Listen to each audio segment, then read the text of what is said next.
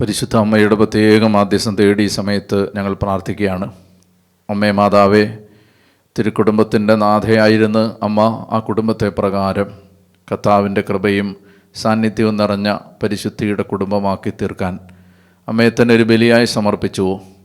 ആ ജീവിത മാതൃകയെ പിഞ്ചെല്ലാൻ ആഗ്രഹിക്കുന്ന ഞങ്ങളുടെ മേൽ സ്വർഗത്തിൻ്റെ സകല കരുണയും ആശീർവാദവും കടന്നു വരാൻ അമ്മ ഈ സമയത്ത് പ്രാർത്ഥിക്കണമേ. കൃപ നിറഞ്ഞ മറിയമേ, നിനക്ക് സമാധാനം. നമ്മുടെ കർത്താവ് നിന്നോടുകൂടെ, നീ സ്ത്രീകളിൽ അനുഗ്രഹിക്കപ്പെട്ടവളാവുന്നു. നിന്റെ ഉദരഫലമായ നമ്മുടെ കർത്താവ് യേശു മിശിഹാ വാഴ്ത്തപ്പെട്ടവനാവുന്നു. പരിശുദ്ധ മറിയമേ, തമ്പുരാൻ്റെ അമ്മേ, പാപികളായ ഞങ്ങൾക്ക് വേണ്ടി എപ്പോഴും ഞങ്ങളുടെ മരണസമയത്തും തമ്പുരാനുടെ അപേക്ഷിക്കണമേ. ആമേൻ. പിതാവിനും പുത്രനും പരിശുദ്ധാത്മാവിനും സ്തുതി. ഈശോ മിശിഹായ്ക്ക് സ്തുതിയായിരിക്കട്ടെ. ഹല്ലേലൂയാ, ഹല്ലേലൂയാ. യേശുവേ നന്ദി, യേശുവേ സ്തുതി, യേശുവേ ആരാധന. Hallelujah, hallelujah. നമുക്ക് ശാന്തമായിട്ടിരിക്കാം. നമ്മൾ കുടുംബജീവിതത്തെക്കുറിച്ച് കർത്താവിൻ്റെ പ്രേരണകൾ, കർത്താവിൻ്റെ പ്രബോധനങ്ങൾ മനസ്സിലാക്കി വരികയാണ്. അപ്പോൾ ഇന്ന് നമ്മൾ കൂടുതൽ ചിന്തിക്കാൻ പോകുന്നത് കുടുംബജീവിതത്തിൻ്റെ ഒരു രണ്ടാമത്തെ ലക്ഷ്യമുണ്ട്. ഒന്നാമത്തെ ലക്ഷ്യമായിട്ട് നമ്മൾ പറഞ്ഞത് ദമ്പതിമാരുടെ നന്മ. രണ്ടാമത്തെ ലക്ഷ്യമാണ് കുടുംബജീവിതത്തെ സംബന്ധിക്കുന്ന രണ്ടാമത്തെ ലക്ഷ്യം. കുടുംബം, വിവാഹം, അതിൻ്റെ ലക്ഷ്യം സന്താനങ്ങളുടെ ജനനം, സന്താനോൽപാദനം, മക്കൾക്ക് ജന്മം കൊടുക്കുക, അവരുടെ വിദ്യാഭ്യാസം. അപ്പോൾ ഇതുമായി ബന്ധപ്പെട്ട് നമ്മൾ കൂടുതൽ ആഴത്തിൽ ചിന്തിക്കാനായിട്ട് പോവുകയാണ്. നമ്മൾ കഴിഞ്ഞ ദിവസങ്ങളിൽ മനസ്സിലാക്കാൻ ശ്രമിച്ചതിൻ്റെ ഒരു സംക്ഷിപ്തമായ രൂപം, അതിനെക്കുറിച്ച് ഒരു വ്യക്തത വരാൻ വേണ്ടി ഞാൻ വേഗത്തിൽ അതൊന്ന് പറയുകയാണ്. അതായത് ബലിയായി തീരാനുള്ള ഒരു ജീവിതമാണ് കുടുംബജീവിതം. കുടുംബജീവിതം നമുക്ക് നേടാനുള്ള ഒരു സന്ദർഭമല്ല, നമുക്ക് നഷ്ടപ്പെടുത്താനും ഇല്ലാതാകാനുമുള്ള ഒരു വിളിയാണ് കുടുംബത്തിലൂടെ ദൈവം നമുക്ക് നൽകുന്നത്. ഈശോ പറഞ്ഞതുപോലെ സ്വന്തം ജീവൻ നഷ്ടപ്പെടുത്തുമ്പോഴാണ് നമ്മളത് കണ്ടെത്തുന്നത്. ഗോതമ്പ് മണി നിലത്ത് വീണ് അഴിയുന്നില്ലെങ്കിൽ അത് അതേപടി ഇരിക്കും, അഴിയുന്നെങ്കിലോ ധാരാളം ഫലം പുറപ്പെടുവിക്കും. അപ്പോൾ അതുകൊണ്ട് കുടുംബത്തിൽ നിന്ന്, ഒരു അപ്പനിൽ നിന്ന്, ഒരു അമ്മയിൽ നിന്നൊക്കെ ധാരാളം ഫലം പുറത്തു വരണമെങ്കിൽ ആ കുടുംബനാഥ ഗോതമ്പ് മണി പോലെ നിലത്ത് വീണ് അഴിയാൻ തയ്യാറാവണം. അപ്പോൾ ഇതാണ്, ഈ സങ്കല്പമാണ് നമ്മൾ ദൈവത്തിൽ നിന്ന്, വിശുദ്ധ ഗ്രന്ഥത്തിൽ നിന്ന് കുടുംബത്തെക്കുറിച്ച് മനസ്സിലാക്കാനായിട്ട് പരിശ്രമിച്ചത്. ഇനി ഈ ഒരു പശ്ചാത്തലത്തിൽ എൻ്റെ മനസ്സിലേക്ക് എന്നെ വളരെയധികം ചിന്തിപ്പിച്ച ഒരു പെൺകുട്ടി, അവൾ പറഞ്ഞ വാക്കുകൾ, നമ്മൾ ഈ പറഞ്ഞ കാര്യങ്ങളുമായി ബന്ധപ്പെട്ട് കുടുംബത്തെ സംബന്ധിക്കുന്ന കാഴ്ചപ്പാടുകൾ ശരിയായി മനസ്സിലാക്കാൻ സഹായിക്കുന്ന ഒരു സംഭവം ആയതുകൊണ്ട് അത് ഞാൻ പങ്കുവെക്കുകയാണ്. ഞാനൊരു കൺവെൻഷന്, കേരളത്തിലെ ഒരു സ്ഥലത്ത് ഒരു കൺവെൻഷന് ചെന്ന് സ്റ്റേജിലേക്ക് കയറുന്നതിന് മുമ്പ് ഒരു കൊച്ചു പെൺകുട്ടി, ഒരു 10-25 വയസ്സ് പ്രായം കാണുന്ന ഒരു പെൺകുട്ടി ഓടി വന്ന് എൻ്റെ അടുത്ത് പറഞ്ഞു, അച്ഛാ തിരക്കായതുകൊണ്ട് എനിക്ക് പറയാനുള്ളത് മുഴുവൻ ഈ കത്തിൽ എഴുതിയിട്ടുണ്ട്, അച്ഛൻ അതൊന്ന് വായിക്കണം എന്ന് പറഞ്ഞു. അപ്പം ഞാൻ അന്നത്തെ കൺവെൻഷൻ കഴിഞ്ഞ് രാത്രിയിൽ ഞാൻ താമസിക്കുന്ന സ്ഥലത്തേക്ക് ചെന്ന് ഉറങ്ങുന്നതിന് മുമ്പ് ഈ കുട്ടി എഴുതിയ കത്ത് വായിച്ചു. അതിനകത്ത് അവൾ എഴുതിയിരുന്നത് എങ്ങനെയാണ്: എൻ്റെ വിവാഹം ഒരു ചതിയായിരുന്നു, എന്നെ ചതിച്ചതാണ്, എൻ്റെ ഭർത്താവിൻ്റെ വീട്ടുകാർ ചതിച്ചതാണ്. അത് ചതിയാണെന്ന് എൻ്റെ വീട്ടുകാർക്ക് അറിയാമായിരുന്നു.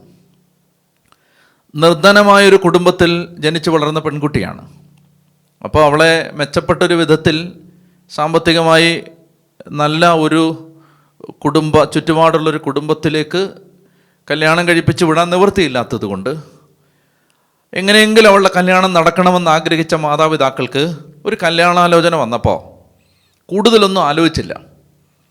ആ ചെറുപ്പക്കാരൻ മാനസിക വളർച്ച അധികം എത്തിയിട്ടില്ലാത്ത, ബുദ്ധി വളർച്ചയില്ലാത്ത, ബുദ്ധി വൈകല്യമുള്ള, ബുദ്ധിമാന്ദ്യമുള്ള ഒരു മനുഷ്യനായിരുന്നു. എന്നാൽ കണ്ടാൽ അങ്ങനെയൊന്നും തോന്നില്ല.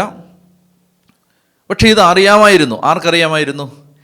ഭർത്താവിൻ്റെ വീട്ടുകാർക്ക് നിശ്ചയമായിട്ടും, ഈ ചെറുപ്പക്കാരൻ്റെ വീട്ടുകാർക്കറിയാം ഇവനിങ്ങനെ ഒരു വൈകല്യമുള്ള ഒരാളാണ്. ഇനി ഇവളുടെ വീട്ടുകാർക്ക് ഇതറിയാം. ഇതറിയാതെ പോയത് ആര് മാത്രമാണ്? ഈ പെൺകുട്ടി മാത്രമാണ്.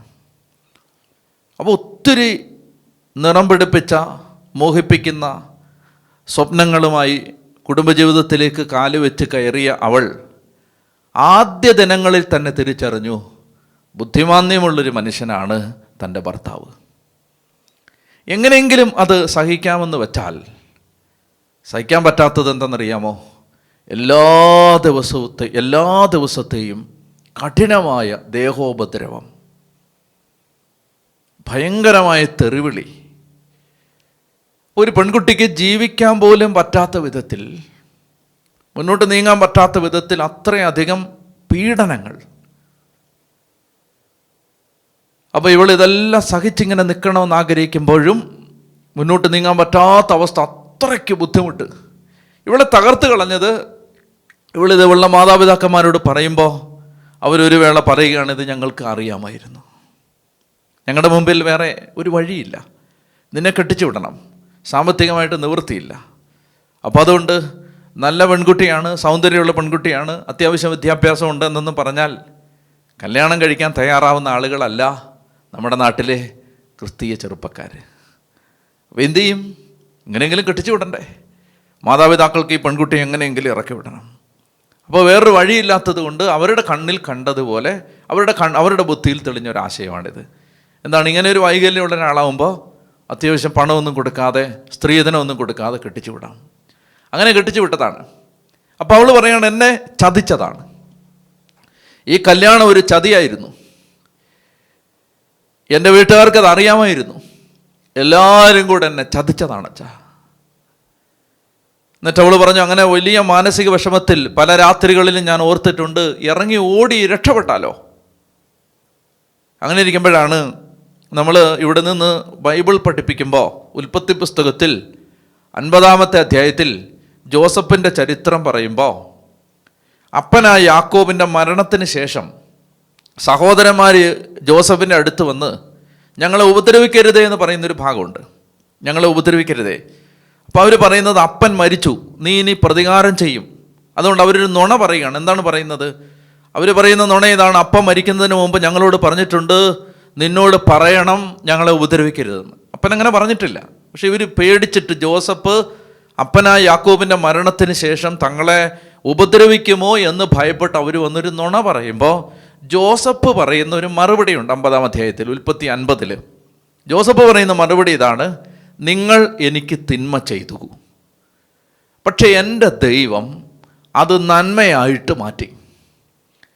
ദൈവം അങ്ങനെ ചെയ്തത് അനേകം പേരുടെ ജീവൻ രക്ഷപ്പെടാൻ വേണ്ടിയിട്ടാണ്.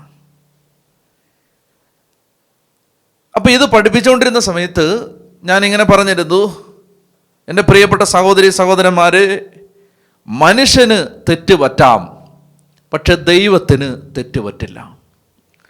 മനുഷ്യർ നിങ്ങളെ ചതിക്കാം, പക്ഷെ ദൈവം നിങ്ങളെ ചതിക്കില്ല.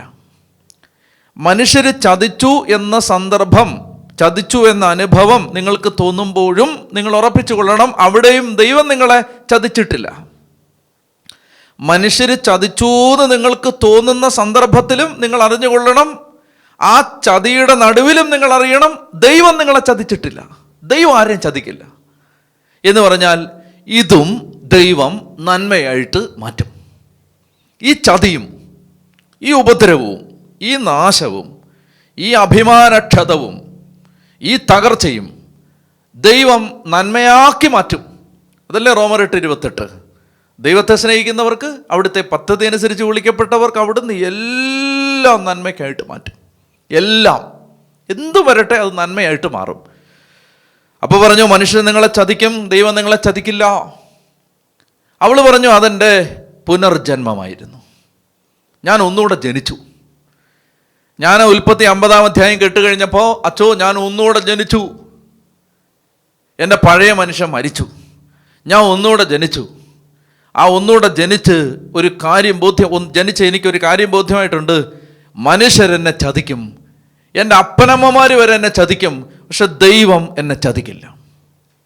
അതുകൊണ്ട് അവൾ എനിക്ക് എഴുതിയിരുന്ന ആ കത്തിൻ്റെ ഒടുവിൽ അവളിങ്ങനെയാണ് എഴുതിയിരുന്ന, അച്ഛൻ പ്രാർത്ഥിക്കണം, എൻ്റെ നമ്പർ ഇതാണ്, പറ്റുമെങ്കിൽ എന്നെ ഒന്ന് വിളിക്കണം. എന്നിട്ട് അവളിങ്ങനെ എഴുതിയിരിക്കുകയാണ്, അച്ഛന്മാർ തങ്ങളുടെ ജീവിതം ദൈവജനത്തിന് വേണ്ടി കൊടുക്കുന്നില്ലേ? സിസ്റ്റേഴ്സ് അവരുടെ ജീവിതം അവരൊന്നും നേടാതെ ദൈവജനത്തിന് വേണ്ടി കൊടുക്കുന്നില്ലേ? അതുപോലെ ഈ കുടുംബത്തിന് വേണ്ടി ഒരച്ഛനെ പോലെ, ഒരു സിസ്റ്ററിനെ പോലെ ഞാൻ ഈ കുടുംബത്തിന് വേണ്ടി എന്നെ അങ്ങ് കൊടുക്കാൻ പോവാണ്. അവൾ എഴുതിയിരുന്നത് അങ്ങനെയാണ്. അതുകൊണ്ട് എന്നെ പറ്റുമെങ്കിൽ ഒന്ന് വിളിക്കണം, എനിക്ക് വേണ്ടി പ്രാർത്ഥിക്കണം അച്ഛാ, എനിക്ക് സഹനശേഷി കിട്ടാൻ പ്രാർത്ഥിക്കണം, വിശ്വാസം കിട്ടാൻ പ്രാർത്ഥിക്കണം. എൻ്റെ ഉറക്കം പോയൊരു രാത്രിയാണത്. അപ്പോൾ കുടുംബജീവിതത്തെക്കുറിച്ച് പാവപ്പെട്ട മക്കളാണ്, പക്ഷെ അവർക്കറിയാം എന്താണ് കർത്താവിൻ്റെ മനസ്സ്, അവർക്കറിയാം എന്താണ് കർത്താവിൻ്റെ ഹൃദയം, എന്താണ് കുടുംബത്തെക്കുറിച്ചുള്ള ദൈവത്തിൻ്റെ പദ്ധതി. വിദ്യാഭ്യാസത്തിൻ്റെ ഉത്തുംഗ ശൃംഗത്തിൽ പരമപദം കയറിയ മനുഷ്യർക്കറിയാൻ പാടില്ലെങ്കിലും നമ്മുടെ പാവപ്പെട്ട മനുഷ്യർക്കറിയാം എന്താണ് കുടുംബം, എന്താണ് ദൈവത്തിൻ്റെ ഹൃദയം, എന്താണ് ദൈവത്തിൻ്റെ മനസ്സ്, എന്താണ് കുടുംബത്തെക്കുറിച്ചുള്ള ദൈവത്തിൻ്റെ പദ്ധതി. അതുകൊണ്ടാണ് ഈ പാവപ്പെട്ട മനുഷ്യരുടെ ഇടയിൽ വിവാഹമോചനം കുറവുള്ളത്.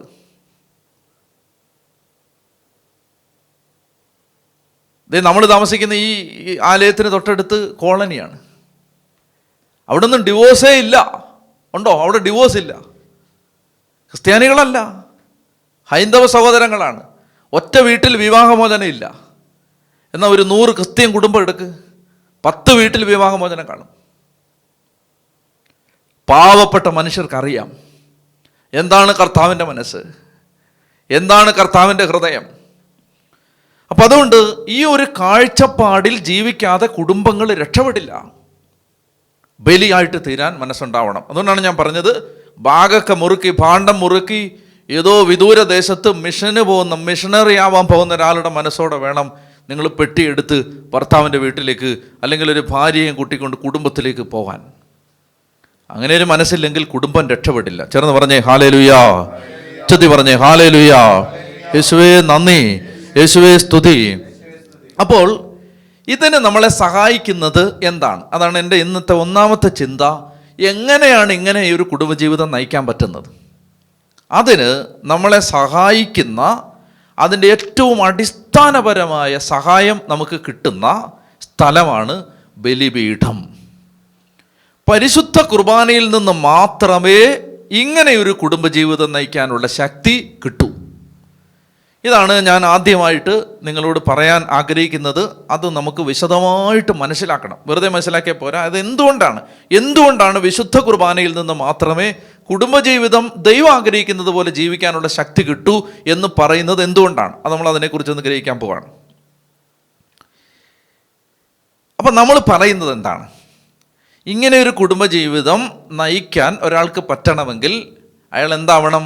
അയാളൊരു ബലിയാവണം. അല്ലെങ്കിൽ ഇങ്ങനെയൊരു കുടുംബജീവിതം നയിക്കാൻ പറ്റണമെങ്കിൽ ഒരാൾ എത്ര വരെ സ്നേഹിക്കണം? എത്ര ശതമാനം സ്നേഹിക്കണം? 100% സ്നേഹിക്കണം. 50% സ്നേഹിച്ചാൽ പോരാ. 100% സ്നേഹം ഹൃദയത്തിലുണ്ടെങ്കിൽ മാത്രമേ ഇങ്ങനൊരു കുടുംബജീവിതം നയിക്കാൻ പറ്റൂ. അപ്പം എത്ര വരെ സ്നേഹിക്കണം? എന്താണ് സ്നേഹത്തിൻ്റെ ലിമിറ്റ്? എവിടം വരെ സ്നേഹിക്കണം? എത്രടം വരെ സ്നേഹിക്കണം? അതിന് ഈശോ പറഞ്ഞ ഉത്തരം എന്താ? ഈശോ പറഞ്ഞ ഉത്തരം എന്താ? സ്നേഹിതന് വേണ്ടി ജീവൻ ബലി കഴിക്കുന്നത് വരെ സ്നേഹിക്കണം. അപ്പം സ്നേഹത്തിൻ്റെ ലിമിറ്റ്, സ്നേഹത്തിൻ്റെ അതിർത്തി മരണമാണ്. മരിക്കുന്നത് വരെ സ്നേഹിക്കണം, അല്ലെങ്കിൽ മരിച്ച് സ്നേഹിക്കണം, മരണം ഏറ്റെടുത്ത് സ്നേഹിക്കണം. ഇതാണല്ലോ. അപ്പോൾ ക്രിസ്തു സ്നേഹത്തിൻ്റെ അളവെന്ന് പറഞ്ഞാൽ ആരെയാണോ സ്നേഹിക്കുന്നത് അവർക്ക് വേണ്ടി മരിക്കണം. മനസ്സിലാവുന്നുണ്ടോ? അവർക്ക് വേണ്ടി മരിക്കണം. അപ്പം മരണത്തിൻ്റെ പോയിന്റ് വരെ സ്നേഹിക്കണം. അപ്പോൾ ഒരാൾക്കും പറയാൻ പറ്റില്ല ഞാൻ എന്തോരം സഹിച്ചാന്നറിയാവോ, ഞാൻ എന്തോരം സഹായിച്ചാന്നറിയാവോ, ഞാൻ എന്തോരം കഷ്ടപ്പെട്ടാന്നറിയാം. അങ്ങനെ പറയാൻ പറ്റില്ല. കാരണം എന്താണ്? ലിമിറ്റ് ഏതാണ്? നീ മരിച്ചിട്ടുണ്ടോ? നീ മരിച്ചോ ഈ സ്നേഹത്തിന് വേണ്ടി? മരിക്കുന്നത് വരെയാണ് സ്നേഹത്തിൻ്റെ പൂർണ്ണത, അവിടം വരെയാണ്. അപ്പോൾ യേശു പറയുന്ന സ്നേഹം മരിക്കുന്ന സ്നേഹമാണ്. ശരിക്കും മനസ്സിലാക്കണം. അപ്പം അങ്ങനെ സ്നേഹിക്കാൻ ഈ ശരീരം വെച്ച് പറ്റുമോ? പറ്റില്ല. അങ്ങനെ സ്നേഹിക്കുക ഈ ശരീരം കൊണ്ട് പറ്റില്ല. ഇപ്പോൾ ഈ ശരീരത്തിൽ നിന്ന് എന്താ പുറത്ത് വരുന്നത്? ഇപ്പോൾ ഒരാൾ എനിക്കിഷ്ടമില്ലാത്ത പോലെ പെരുമാറിയാൽ ഈ ശരീരത്തിൽ നിന്ന് നാച്ചുറലായിട്ട് വരാൻ പോകുന്നതിനാണ് അരിശമാണ്. ഇപ്പം ഞാൻ പറഞ്ഞുകൊണ്ടിരിക്കുമ്പോൾ നിങ്ങളുടെ ഒരാൾ ഉറങ്ങിയാൽ എനിക്ക് ഓട്ടോമാറ്റിക്കായിട്ട് വരാൻ പോകുന്നത് ഇറിറ്റേഷനാണ്. ഈ ശരീരത്തിൽ നിന്ന് അതാ വരാൻ പോണേ. ഒരാൾ എന്നെ മുഖത്ത് നോക്കി ക്രിട്ടിസൈസ് ചെയ്താൽ ഓട്ടോമാറ്റിക്കായിട്ട് ഈ ശരീരത്തിൽ നിന്ന് വരാൻ പോകുന്നത് സങ്കടമാണ്, നിരാശയാണ്, കോപമാണ്, വെറുപ്പാണ്. ആണല്ലോ. അപ്പം ഈ 100% സ്നേഹം കൊടുക്കാൻ ഈ ശരീരം പറ്റില്ല. ഈ ശരീരം കൊണ്ട് 100% സ്നേഹിക്കാൻ പറ്റില്ല. ഈ ശരീരം കൊണ്ടെന്ന് പറഞ്ഞാൽ ഈ പഴയ മനുഷ്യന് ഇത് പറ്റില്ല. ഈ ശരീരത്തിൽ നിന്ന് എന്തൊക്കെയാണ് പുറത്ത് വരുന്നത്? ഈ ശരീരത്തിൽ നിന്ന് പുറത്ത് വരുന്നത് അസൂയ, വെറുപ്പ്, കുറ്റം പറച്ചിൽ, പിണക്കം, നിരാശ, നീരസം, വെറുപ്പ്. ഇങ്ങനെ ഈ ശരീരത്തിൽ നിന്ന് വരുന്ന എല്ലാ അതാണ്. ഇതെല്ലാം ജഡത്തിൽ നിന്ന് വരുന്ന എല്ലാം അങ്ങനെയുള്ള സാധനമാണ്. അതിനകത്ത് സ്നേഹമില്ല. നിങ്ങളൊന്ന് ആലോചിച്ച് നോക്കിയിട്ടുണ്ടോ? ഇപ്പോൾ ഈ ശരീരത്തിൽ നിന്ന് ഒരാൾ ലോകത്തെ മുഴുവൻ സ്നേഹിക്കാനുള്ളൊരു ശക്തി ഈ ശരീരത്തിൽ നിന്ന് വരുമോ? ഈ ശരീരത്തിൽ നിന്ന് വരുന്ന എല്ലാം എന്താണെന്നറിയാം? ഈ ശരീരത്തിൽ നിന്ന് വരുന്നത് നമുക്ക് സന്തോഷിക്കണം, നമുക്ക് കംഫർട്ടബിളായിട്ടെല്ലാം നടക്കണം, നമ്മളെ എല്ലാവരും സ്നേഹിക്കണം, നമുക്കെല്ലാം കിട്ടണം. ഈ ശരീരം കൊണ്ട് സ്നേഹിച്ചപ്പോൾ നമ്മൾ സ്നേഹിച്ചെന്നൊക്കെ കണക്ക് വെച്ചിട്ടുണ്ട്. ഈ ശരീരം കൊണ്ട് സ്നേഹിച്ചപ്പോൾ നമ്മൾ സ്നേഹിച്ചതിനൊക്കെ എന്തൊക്കെയോ തിരിച്ച് പ്രതീക്ഷിച്ചിട്ടുണ്ട്. ഈ ശരീരം കൊണ്ട് സ്നേഹിച്ചപ്പോൾ സ്നേഹിച്ചതിനെക്കുറിച്ച് നമ്മൾ ഒരുപാട് അഹങ്കരിച്ചിട്ടുണ്ട്. അപ്പോൾ അതൊന്നും ക്രിസ്തു ആഗ്രഹിക്കുന്നൊരു സ്നേഹമല്ല. ക്രിസ്തു ആഗ്രഹിക്കുന്ന സ്നേഹം അത് മനസ്സിലാക്കാൻ ഒരു ഉദാഹരണം പറയാം. ഈ യോഹന്നാന്റെ സുവിശേഷത്തിൽ സ്നേഹത്തെക്കുറിച്ച് പത്രോസ്ലീഹായോട് ഈശോ ചോദിക്കുന്നുണ്ട്. തിബേരിയൂസിൻ്റെ തീരത്ത് കൊണ്ടുവന്ന് തീയൊക്കെ കൂട്ടിയിട്ട് ചോദിക്കുന്നുണ്ട്, യോഹന്നാന്റെ പുത്രനായ ശിമയോനെ. ഞാൻ വായിക്കാം. യോഹന്നാൻ 21 യോഹന്നാൻ 21:15 മുതൽ ശരിക്കും കേൾക്കണത്. അവരുടെ പ്രാതൽ കഴിഞ്ഞപ്പോൾ യേശു ശിമയോൻ പത്രോസിനോട് ചോദിച്ചു, യോഹന്നാന്റെ പുത്രനായ ശിമയോനെ, നീ ഇവരെക്കാൾ അധികമായി എന്നെ സ്നേഹിക്കുന്നോ? അവൻ പറഞ്ഞു, ഉവ്വ് കർത്താവേ, ഞാൻ നിന്നെ സ്നേഹിക്കുന്നുവെന്ന് നീ അറിയുന്നുവല്ലോ. യേശു അവനോട് പറഞ്ഞു, എൻ്റെ ആടുകളെ മേയ്ക്കുക. 2-ാം പ്രാവശ്യവും അവൻ ചോദിച്ചു, യോഹന്നാന്റെ പുത്രനായ ശിമയോനെ, നീ എന്നെ സ്നേഹിക്കുന്നുവോ? അവൻ പറഞ്ഞു, ഉവ്വ് കർത്താവേ, ഞാൻ നിന്നെ സ്നേഹിക്കുന്നെന്ന് നീ അറിയുന്നല്ലോ. അവൻ പറഞ്ഞു, എൻ്റെ കുഞ്ഞാടുകളെ മേയ്ക്കുക. അവൻ 3-ാം പ്രാവശ്യവും അവനോട് ചോദിച്ചു, യോഹന്നാന്റെ പുത്രനായ ശിമയോനെ, നീ എന്നെ സ്നേഹിക്കുന്നുവോ? തന്നോട് 3-ാം പ്രാവശ്യവും നീ എന്നെ സ്നേഹിക്കുന്നുവോ എന്ന് അവൻ ചോദിച്ചതുകൊണ്ട് പത്രോസ് ദുഃഖിതനായി. അവൻ പറഞ്ഞു, കർത്താവേ, നീ എല്ലാം അറിയുന്നു, ഞാൻ നിന്നെ സ്നേഹിക്കുന്നെന്നും നീ അറിയുന്നു. ഇവിടെ ഉണ്ടല്ലോ, നമ്മൾ ഈ മലയാളം ട്രാൻസ്ലേഷനിൽ കർത്താവ് ചോദിക്കുന്നത് സ്നേഹിക്കുന്നു എന്നാണ്, പത്രോസ് പറയുന്നത് സ്നേഹിക്കുന്നു എന്നാണ്. യേശു ചോദിക്കുന്നത് സ്നേഹിക്കുന്നോ, പത്രോസ് മറുപടി പറയുന്നത് സ്നേഹിക്കുന്നു. പക്ഷെ ശരിക്കും ഗ്രീക്കിൽ ഈശോ ചോദിക്കുന്നത്, പത്രോസെ, നിനക്കെന്നോട് അഗാപ്പെ ഉണ്ടോ? പത്രോസ് പറയുന്നത്, എനിക്ക് നിന്നോട് ഫീലിയോ ഉണ്ട്. എന്താ ഞാൻ പറഞ്ഞുതരാം. ഈശോ ചോദിക്കുന്നത് മരിച്ച് സ്നേഹിക്കാൻ നിനക്ക് പറ്റുമോ? അതാണ് അഗാപ്പെ. നിനക്ക് എനിക്ക് വേണ്ടി മരിക്കാൻ പറ്റുന്ന വിധത്തിലുള്ള സ്നേഹമുണ്ടോ? അതാണ് അഗാപ്പെ. പത്രോസ് പറയുന്നത്, എനിക്ക് നിന്നോട് ഇഷ്ടമുണ്ട് എന്നാണ്. ഒരു സ്നേഹിതനോട് തോന്നുന്ന ഇഷ്ടമുണ്ടല്ലോ, അതുണ്ടെന്നാണ് പറയുന്നത്. ഈശോ ചോദിക്കുന്നത് മരിച്ച് സ്നേഹിക്കാൻ പറ്റുന്ന അഗാപ്പെ ഉണ്ടോ? പത്രോസ് മറുപടി പറയുന്നത് ഈ 2 വാക്കാണ്. നിങ്ങൾ ഗ്രീക്കിൽ അത് അങ്ങനെ ആണ്. എനിക്കൊന്ന് തമിഴിൽ ഈശോ ചോദിക്കുന്നത് നീ എന്നോട് അൻപാണോന്ന്, അൻപായിരിക്കുന്നോന്നാണ് ചോദിക്കുന്നത്. പത്രോസ് പറയുന്നത് ഞാൻ നിന്നെ നേസിക്കുന്നെന്നാണ്, നേസിക്കറേ എന്നാണ്. ഹിന്ദിയിൽ എനിക്ക് തോന്നുന്നു നിനക്ക് എന്നോട് പ്രേമമുണ്ടോ എന്നാണ് ചോദിക്കുന്നത്. പത്രോസ് മറുപടി പറയുന്നത് എനിക്ക് നിന്നോട് പ്രിയമുണ്ടെന്നാണ്. ബാക്കി എല്ലാ ഭാഷയിലും ആ വ്യത്യാസമുണ്ട്. മലയാളത്തിൽ ഇംഗ്ലീഷിലേ ഉള്ളൂ വ്യത്യാസം ഇല്ലാത്തത്. Do you love me more than these? Yes, I love you. You know that I love you. English മലയാളത്തിലേ ഉള്ളൂ ഈ 2 വാക്കുകൾ ഉപയോഗിക്കാത്തത്. കാരണം നമുക്ക് വാക്കുകൾ പകരം വെക്കാൻ ഇല്ലാത്തത് കൊണ്ടായിരിക്കും. പക്ഷെ ശരിക്കും ഈശോ ചോദിക്കുന്നത്, നിനക്കെന്നെ മരിച്ച് സ്നേഹിക്കാൻ പറ്റുന്ന സ്നേഹമുണ്ടോ? എന്നോടുള്ള സ്നേഹത്തെ പ്രതി മരിക്കാൻ പറ്റുന്ന സ്നേഹം നിനക്കുണ്ടോ പത്രോസേ? പത്രോസ് പറയുന്നത്, എനിക്ക് നിന്നോട് ആ സ്നേഹമില്ല, എനിക്ക് നിന്നോടൊരു സ്നേഹിതനോടുള്ള സ്നേഹമുണ്ട്. ഇത് പത്രോസ് എന്തുകൊണ്ട് അങ്ങനെ പറയും വ്യത്യാസപ്പെടുത്തി? നേരത്തെ ആയിരുന്നേ പത്രോസ് ചാടിക്കറി പറഞ്ഞതിന് സ്നേഹമുണ്ടെന്ന്. പത്രോസ് ലീഗ ഇത് പറയാൻ കാരണം, ഞാൻ നിനക്ക് വേണ്ടി മരിക്കും എന്ന് പറഞ്ഞിട്ട് 10 മിനിറ്റ് കഴിഞ്ഞ് യേശുവിനെ തള്ളിപ്പറഞ്ഞ ഒരു ഓർമ്മ പത്രോസിൻ്റെ മനസ്സിൽ കിടപ്പുണ്ട്. അതുകൊണ്ടാണ് പറയുന്നത്, കർത്താവേ, അത്രയും ഞാൻ ആയിട്ടില്ല, എനിക്ക് നിന്നോട് ഇപ്പോൾ ഇഷ്ടമുണ്ട്, കർത്താവ് പറയാണ്, ഇപ്പോൾ വിഷമിക്കേണ്ട. താഴോട്ട് വായിക്കുമ്പോൾ നിങ്ങൾക്ക് മനസ്സിലാവും, ഇപ്പോൾ വിഷമിക്കേണ്ട, ഇപ്പം നീ സ്വയം അരമുറുക്കുകയും നിനക്ക് ഇഷ്ടമുള്ളിടത്തേക്ക് പോവുകയും ചെയ്യുന്നുണ്ട്. എന്നാൽ കുറച്ചു കാലം കഴിയുമ്പോൾ നിന്റെ കൈ നീട്ടും, മറ്റൊരുവൻ നിന്റെ അരമുറുക്കും, നീ ആഗ്രഹിക്കാത്തിടത്തേക്ക് നിന്നെ കൊണ്ടുപോകും.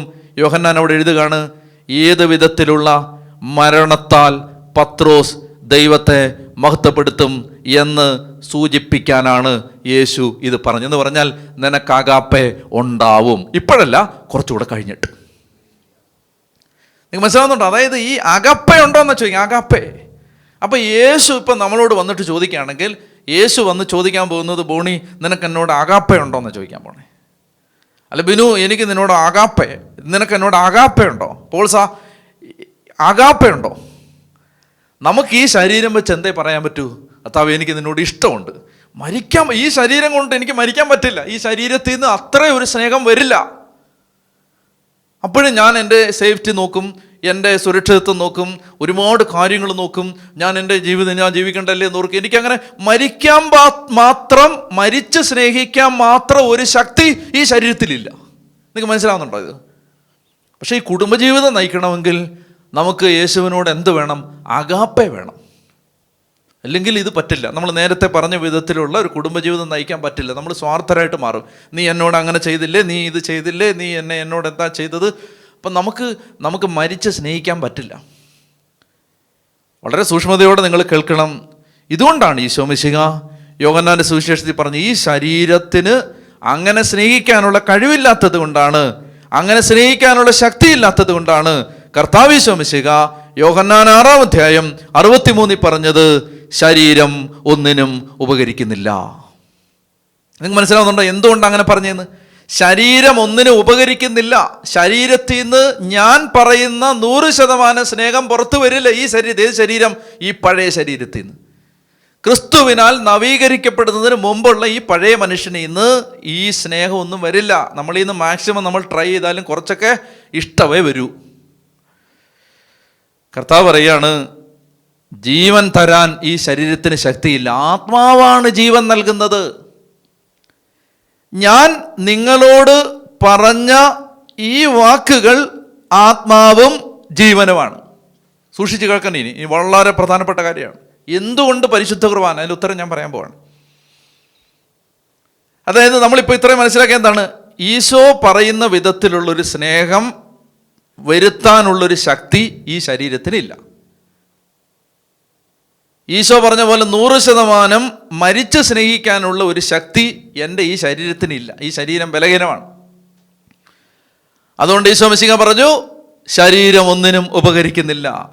The flesh profits nothing. ഈ ഫ്ലഷിൽ നിന്ന് എന്ത് വരും പുറത്ത്? നത്തിങ്. ക്രിസ്തു ആഗ്രഹിക്കുന്ന നിലവാരത്തിൽ സ്നേഹിക്കാൻ ഈ ശരീരം കൊണ്ട് പറ്റില്ല. അങ്ങനെ ക്രിസ്തു ആഗ്രഹിക്കുന്ന ഒരു നിലവാരത്തിൽ സ്നേഹിക്കാൻ പറ്റുന്നതിനാണ് ജീവൻ എന്ന് പറയുന്നത്. ആ ജീവൻ തരാൻ ഈ ശരീരത്തിന് പറ്റില്ല. പിന്നെ എന്താണ് ജീവൻ തരുന്നത്? ആത്മാവാണ്, പരിശുദ്ധാത്മാവാണ്, ആത്മാവിൻ്റെ ശക്തിയാണ്. ആ ആത്മാവിൻ്റെ ശക്തി നിങ്ങൾക്ക് കിട്ടുന്നത് എങ്ങനെയാണ്? ഞാൻ നിങ്ങളോട് പറഞ്ഞ ഈ വാക്കുകൾ ആത്മാവും ജീവനുമാണ്. ഞാൻ നിങ്ങളോട് ഈ പറഞ്ഞ വചനങ്ങളാണ് നിങ്ങൾക്ക് ആത്മാവും ജീവനും തരുന്നത്. ചോദ്യം, എന്ത് വചനം? ഇപ്പം എന്ത് വചനാ പറഞ്ഞേ? ഞാൻ നിങ്ങളോട് ഇതുവരെ സംസാരിച്ച ഈ വചനമാണ് നിങ്ങൾക്ക് ആത്മാവും ജീവനും തരാൻ പോകുന്നത്, നിങ്ങൾക്ക് ഈ സ്നേഹിക്കാനുള്ള ശക്തി തരാൻ പോകുന്നത്. എൻ്റെ ചോദ്യം, എന്ത് വാക്കുകൾ, എന്തിനെക്കുറിച്ചാണ് ഈശോ ഇതുവരെ പറഞ്ഞിരുന്നത്? ഒറ്റ കാര്യം പറഞ്ഞുള്ളൂ, എൻ്റെ ശരീരം ഭക്ഷിക്കുകയും എൻ്റെ രക്തം പാനം ചെയ്യുകയും ചെയ്താലേ നിങ്ങൾക്ക് ജീവൻ ഉണ്ടാകൂ. അപ്പം എൻ്റെ ശരീരം ഭക്ഷിക്കുക, എൻ്റെ രക്തം പാനം ചെയ്യുക എന്ന വാക്കുകൾ നിങ്ങൾ സീരിയസ് ആയിട്ട് എടുത്താലേ നിങ്ങൾക്ക് ആത്മാവും ജീവനും ഉണ്ടാവൂ എന്നല്ലേ എൻ്റെ അർത്ഥം. അപ്പം ഈശോ ആഗ്രഹിക്കുന്നത് പോലെ സ്നേഹിക്കാൻ ഒരാൾക്ക് പറ്റണമെങ്കിൽ ഈ ശരീരം കൊണ്ടത് പറ്റില്ല. അതിന് യേശുവിൻ്റെ ശരീരം കിട്ടണം. യേശുവിൻ്റെ ശരീരത്തിലെ ആ 100% അഗാപ്പെ ഉള്ളൂ. അതുകൊണ്ടാണ് ഈശോ തൻ്റെ ശരീരം നമുക്ക് എന്നും തരുന്നത്. അവൻ സ്നേഹിച്ച പോലെ സ്നേഹിക്കാൻ വേണ്ടിയിട്ടാണ്. നിങ്ങൾക്ക് മനസ്സിലാവുന്നുണ്ടോ? അതായത് യേശു സ്നേഹിച്ചതുപോലെ സ്നേഹിക്കാൻ യേശുവിൻ്റെ സ്നേഹിക്കാൻ പറ്റുന്ന ശരീരം നമുക്ക് തരികയാണ്. അർത്ഥം മനസ്സിലായോ? യേശു സ്നേഹിച്ച പോലെ സ്നേഹിക്കാൻ പറ്റണമെങ്കിൽ യേശുവിൻ്റെ ശരീരം കിട്ടണം. കാരണം ആ ശരീരത്തിലെ അങ്ങനെ സ്നേഹിക്കാനുള്ള ശക്തിയുള്ളൂ, ഈ ശരീരത്തിലില്ല. അതുകൊണ്ടാണ് പറഞ്ഞത് ശരീരം ഒന്നിനും ഉപകരിക്കുന്നില്ല, എന്നാൽ എൻ്റെ ശരീരം ഭക്ഷിക്കുകയും എൻ്റെ രക്തം പാനം ചെയ്യുകയും ചെയ്താൽ ജീവനുണ്ടാവും. നിങ്ങൾക്ക് മനസ്സിലാവുന്നുണ്ടോ? പ്രൊട്ടസ്റ്റന്റ് സഹോദരങ്ങൾ എത്ര വലിയ ഒരു ഇല്ലായ്മയിലാണ് കിടക്കുന്നത് നിങ്ങൾക്ക് മനസ്സിലാവുന്നുണ്ടോ? പരിശുദ്ധ കുർബാനയിൽ നിന്ന് മാത്രമേ ക്രിസ്തു സ്നേഹിച്ചതുപോലെ സ്നേഹിക്കാൻ പറ്റൂ. പരിശുദ്ധ കുർബാനയിൽ നിന്ന് മാത്രമേ ഒരു മദർ തെരേസ ഉണ്ടാവൂ, അല്ലേ ഉണ്ടാവില്ല. പരിശുദ്ധ കുർബാനയിൽ നിന്ന് മാത്രമേ ഒരു ജോസഫ് കൊത്തലങ്ക ഉണ്ടാവൂ. പരിശുദ്ധ കുർബാനയിൽ നിന്ന് മാത്രമേ ഒരു ഫ്രാൻസിസ് അസീസി ഉണ്ടാവൂ. പരിശുദ്ധ കുർബാനയിൽ നിന്ന് മാത്രമേ ഒരു ഫ്രാൻസിസ് സേവ്യർ ഉണ്ടാവൂ, അല്ലേ ഉണ്ടാവില്ല. ഈ ശരീരം കൊണ്ട് എത്ര ചാടിയാലും നമുക്ക് കുറെ ഹല്ലേലൂയ വിളിക്കുന്ന അത്രയും ചാടാം, സ്നേഹിക്കാനൊന്നും പറ്റില്ല. അപ്പം അതുകൊണ്ടാണ് പരിശുദ്ധ കുർബാനയാണ് ക്രിസ്തീയ ജീവിതത്തിൻ്റെ മുഴുവൻ ശക്തി കേന്ദ്രവും, സോഴ്സ് ആൻഡ് സമ്മിറ്റ്, ഉറവിടവും ഉച്ചസ്ഥാനവും. പരിശുദ്ധ കുർബാനയിൽ നിന്ന് സഭ പഠിപ്പിക്കുന്നത് അതുകൊണ്ടാണ്. കാരണം ഈ കുർബാനയിൽ നിന്ന് മാത്രമേ ക്രിസ്തു സ്നേഹിച്ച പോലെ സ്നേഹിക്കാനുള്ള ശക്തി കിട്ടൂ. അതുകൊണ്ടാണ് നമ്മൾ പരിശുദ്ധ കുർബാനയ്ക്ക് ഓടിപ്പോകുന്നത്. കാരണം നമുക്ക് ഇപ്പോൾ ഒരു ഭർത്താവാണെങ്കിൽ ആ ഭാര്യയെ ഈശോ സ്നേഹിച്ച പോലെ സ്നേഹിക്കാൻ പറ്റണമെങ്കിൽ കുർബാനയ്ക്ക് പോകണം. വെറുതെ പോയിട്ട് കാര്യമില്ല, ഇത് വിശ്വസിക്കണം. എന്താണ്? എനിക്ക് കിട്ടുന്നത് യേശുവിൻ്റെ ശരീരമാണ്. അപ്പോൾ ആ ശരീരം സ്വീകരിക്കുമ്പോൾ പറയണം, കർത്താവേ, എൻ്റെ ഈ ശരീരം വെച്ചിട്ട് ഈ ജെസിയെയോ ഈ ഷൈനിയെയോ ഈ ജോൺസണെയോ ഈ തോംസണെയോ ഒന്ന് സ്നേഹിക്കാൻ എനിക്ക് പറ്റില്ല. നിൻ്റെ ശരീരം നീ എനിക്ക് തരുമ്പോൾ ആ ശരീരത്തിൽ ഈ ജെസിയെയും ജോസിയെയും ഒക്കെ സ്നേഹിക്കാനുള്ള ശക്തി എനിക്കുണ്ട്. മനസ്സിലാവുന്നുണ്ടോ? അപ്പോൾ അതാണ് പരിശുദ്ധ കുർബാനയാണ് നമ്മുടെ കുടുംബജീവിതത്തിൻ്റെ ആധാരം. ഇത് വെറുതെ പറയുന്നതല്ല, ഇതിനെല്ലാം ഒരു ലോജിക്കുണ്ട്. ചുമ്മാ സഭ പറയല്ല കുർബാനയ്ക്ക് പോയാൽ നിങ്ങൾക്ക്, അതിനൊരു കാരണമുണ്ട്. കാരണം എന്താണ്? ഈശോയുടെ ആ ശരീരത്തിൽ നിന്ന് മാത്രമേ നമുക്ക് സ്നേഹിക്കാൻ പറ്റുന്ന ഒരു ശക്തി കിട്ടുകയുള്ളൂ. അതുകൊണ്ട് ഈശോയുടെ ശരീരരക്തങ്ങൾ സ്വീകരിക്കുമ്പോൾ നമ്മൾ പരിശുദ്ധ കുർബാന സ്വീകരിക്കുമ്പോൾ ഈശോയുടെ ശരീരരക്തങ്ങൾ തന്നെയാണ് സ്വീകരിക്കുന്നത്. ഞാനൊരു വാക്യം നിങ്ങളെ വായിച്ച് കേൾപ്പിക്കാം. 1 Korinthos 10-ാം അധ്യായത്തിൽ 1 Korinthos 10-ാം അധ്യായത്തിൽ 16-ാമത്തെ വാക്യം. 1 Korinthos 10:16. നാം ആശീർവദിക്കുന്ന അനുഗ്രഹത്തിൻ്റെ പാനപാത്രം ക്രിസ്തുവിൻ്റെ രക്തത്തിലുള്ള ഭാഗഭാഗിത്വമല്ലേ? നാം മുറിക്കുന്ന അപ്പം ക്രിസ്തുവിൻ്റെ ശരീരത്തിലുള്ള ഭാഗഭാഗിത്വമല്ലേ? അപ്പോൾ ഈ അപ്പം സ്വീകരിക്കുമ്പോൾ ക്രിസ്തുവിൻ്റെ ശരീരം നമ്മളിലേക്ക് വരികയാണ്. നമ്മൾ ക്രിസ്തുവിൻ്റെ ശരീരത്തിൽ ഭാഗഭാക്കുകളാവുകയാണ്. നമ്മൾ അവൻ്റെ ശരീരം ധരിക്കുകയാണ്, അവൻ്റെ ശരീരം സ്വീകരിക്കുകയാണ്, അവൻ്റെ ശരീരമായിട്ട് മാറുകയാണ്.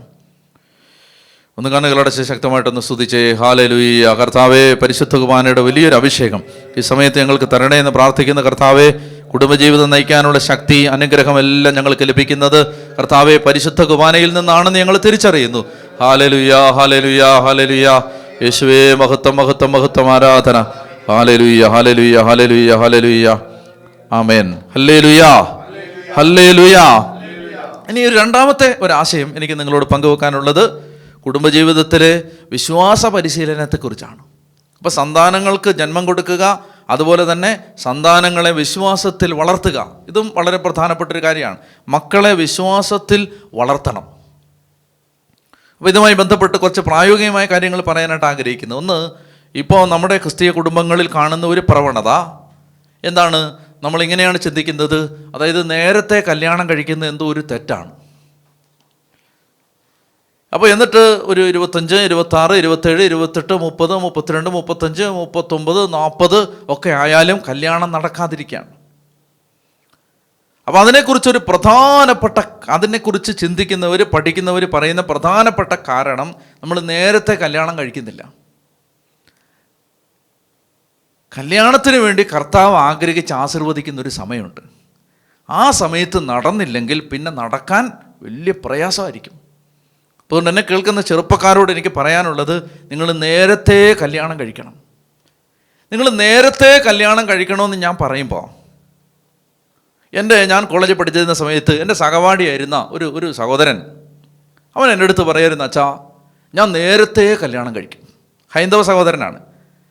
അപ്പം ഞാൻ ചോദിക്കും, നീ എന്തിനാ നേരത്തെ കല്യാണം കഴിക്കുന്നത്? അപ്പോൾ അവൻ പറയും, എൻ്റെ അപ്പൻ എൻ്റെ അമ്മയെ ഒരുപാട് ലേറ്റായിട്ടാണ് കല്യാണം കഴിച്ചത്. അതുകൊണ്ട് എന്ത് സംഭവിച്ചു? അവൻ്റെ ന്യായമാണ് ഞാൻ പറയുന്നത്. അവൻ പറയുകയാണ് അതുകൊണ്ട് എന്ത് സംഭവിച്ചു? ഇപ്പം അപ്പന് നല്ല പ്രായമായി, ഞാൻ ഒരിടത്തും എത്തിയിട്ടില്ല. ഇപ്പോഴും അപ്പൻ അധ്വാനിക്കുകയാണ്, അപ്പന് നല്ല വയസ്സായി.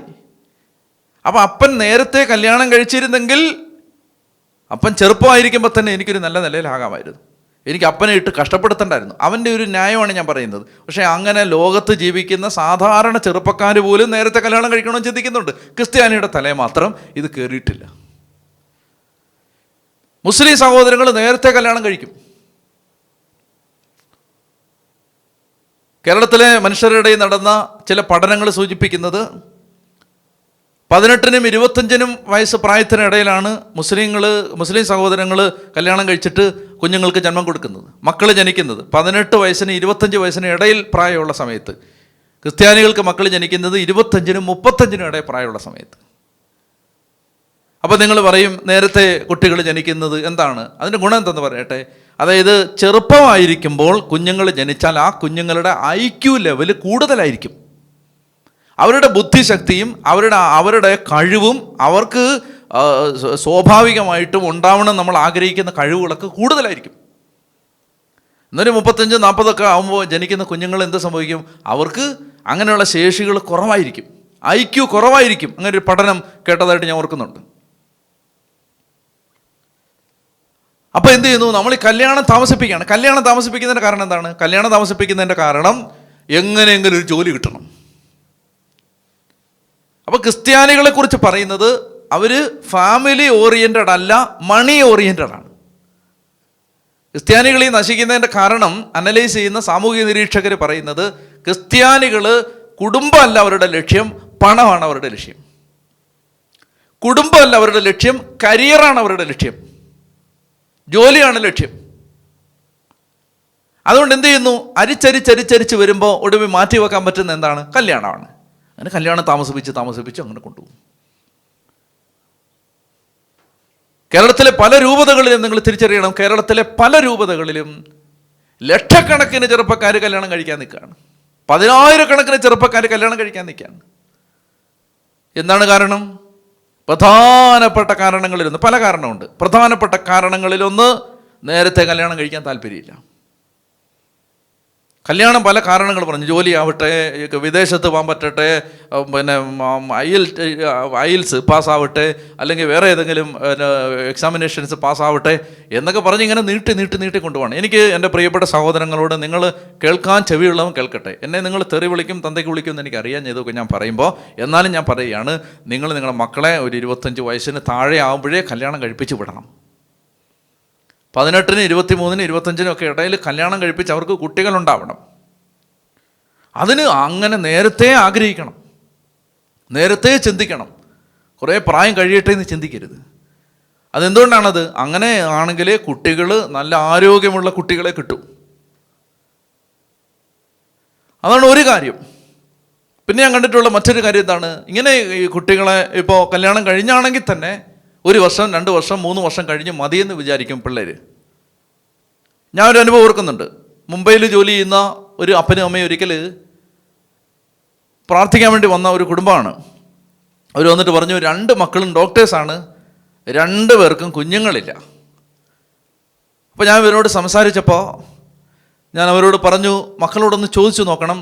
അതായത് കല്യാണം കഴിഞ്ഞ് മക്കളുണ്ടാവുന്നത് നീട്ടി വെച്ചിട്ടുണ്ടോ എന്നും ചോദിക്കണം. എന്ന് പറഞ്ഞാൽ കുറച്ച് നാൾ കഴിഞ്ഞ് മതി മക്കളെന്നൊരു തീരുമാനം എടുത്തിട്ടുണ്ടോ?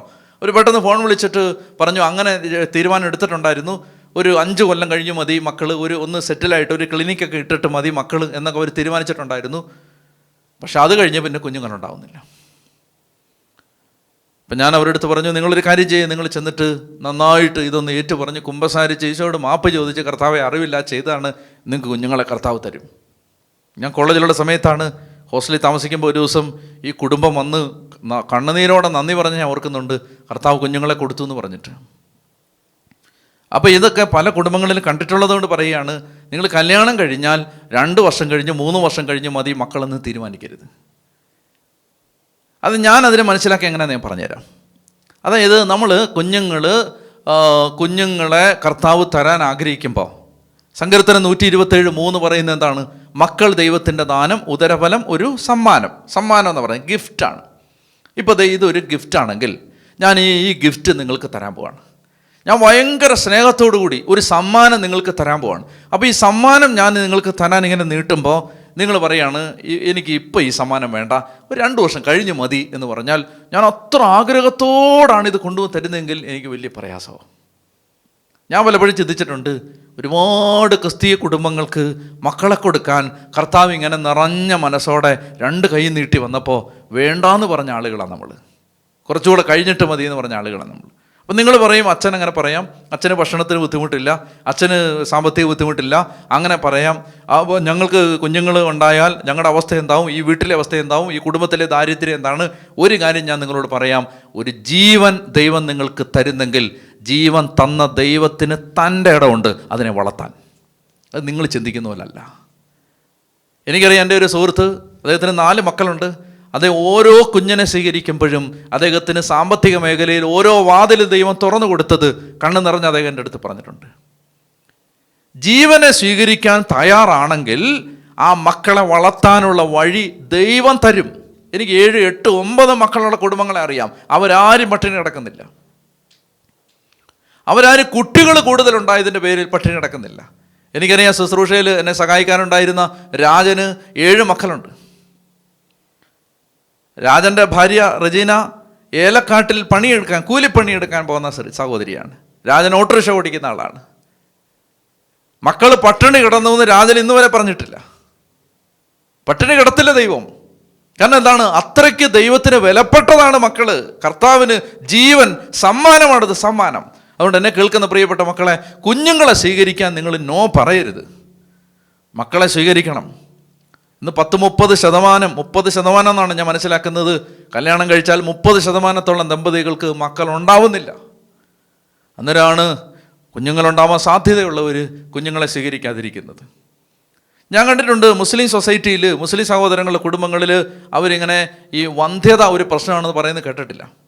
എന്ന് പറഞ്ഞാൽ മുസ്ലിം സഹോദരങ്ങളുടെ കുടുംബങ്ങളിൽ കുഞ്ഞുങ്ങൾ ഉണ്ടാവുന്നില്ല എന്ന് പറയുന്നത് കണ്ടിട്ടേ ഇല്ല. ഒറ്റപ്പെട്ടവരൊക്കെ ഉണ്ടാവാം, പക്ഷേ അവർക്ക് മക്കളുണ്ടാവുന്നുണ്ട്. അതിൻ്റെ ഒരു പ്രധാനപ്പെട്ട കാരണമായിട്ട് ഞാൻ മനസ്സിലാക്കുന്നത് ഇതാണ്. ഞാനൊരു സോഷ്യൽ സയൻറ്റിസ്റ്റ് ഒന്നുമല്ല, പക്ഷേ എന്നാലും ഞാൻ ഒരു സാധാരണ മനുഷ്യൻ, സമൂഹത്തെ നോക്കിക്കാണുന്ന ഒരാളെന്ന നിലയിൽ ഞാൻ മനസ്സിലാക്കുന്നത്, അവർ നേരത്തെ കല്യാണം കഴിക്കും, അവർ മക്കളെ തടയില്ല. ഗൾഫ് രാജ്യങ്ങളിൽ നിങ്ങൾ മനസ്സിലാക്കണം, ഗൾഫ് രാജ്യങ്ങളിൽ അബോർഷൻ നടത്താൻ സമ്മതിക്കില്ല. അബോർഷൻ നിയമവിരുദ്ധമാണ്. ഗർഭപാത്രത്തിൽ വെച്ച് കുഞ്ഞുങ്ങളെ കൊല്ലുന്നത് മുസ്ലിം രാജ്യങ്ങളിൽ നിയമവിരുദ്ധമാണ്. അതുകൊണ്ട് എന്ത് ചെയ്യുന്നു, നമ്മുടെ നാട്ടിലെ ചേട്ടന്മാരും ചേച്ചിമാരും ഡൽഹി വന്ന് അബോർഷൻ നടത്തിയിട്ട് തിരിച്ചുപോയ കഥകൾ എനിക്കറിയാം. ഇന്ത്യയിൽ വന്ന് അബോർഷൻ നടത്തിയിട്ട് തിരിച്ചുപോയ കഥകൾ. കുഞ്ഞുങ്ങളെ സ്വീകരിക്കുക, മക്കളെ സ്വീകരിക്കുക, മക്കളെ നോ പറയരുത്. ഇഷ്ടംപോലെ കുഞ്ഞുങ്ങളുണ്ടാവട്ടെ. 1991 24% ക്രിസ്ത്യാനി കേരളത്തിലെ കണക്ക്. 2020 അടുക്കുമ്പോൾ അത് 18% താഴെയായെന്നാണ് ഞാൻ മനസ്സിലാക്കുന്നത്. എന്താ സംഭവിച്ചത്? മക്കളെ വേണ്ടാന്ന് വെച്ചു. കരിയർ ഓറിയൻറ്റഡാണ്. എങ്ങനെയെങ്കിലും വിദേശത്ത് പോകണം. നമ്മുടെ തലയിൽ കയറി കിടക്കുന്നൊരു സാധനമാണിത്. എങ്ങനെയെങ്കിലും വിദേശത്ത് പോകണം. അതിനെന്ത് വേണ്ടാന്ന് വെച്ചിട്ടാണെങ്കിലും, കല്യാണവും വേണ്ട, മക്കളും വേണ്ട, കുടുംബവും വേണ്ട, എങ്ങനെയെങ്കിലും വിദേശത്ത് പോകണം. ഉറക്കെ പറഞ്ഞേ ഹല്ലേലൂയ, ഹല്ലേലൂയ. അപ്പോൾ എനിക്ക് പറയാനുള്ളത്, നേരത്തെ കുഞ്ഞുങ്ങളെ സ്വീകരിക്കണം. മക്കളെ താമസിപ്പിക്കാൻ പാടില്ല.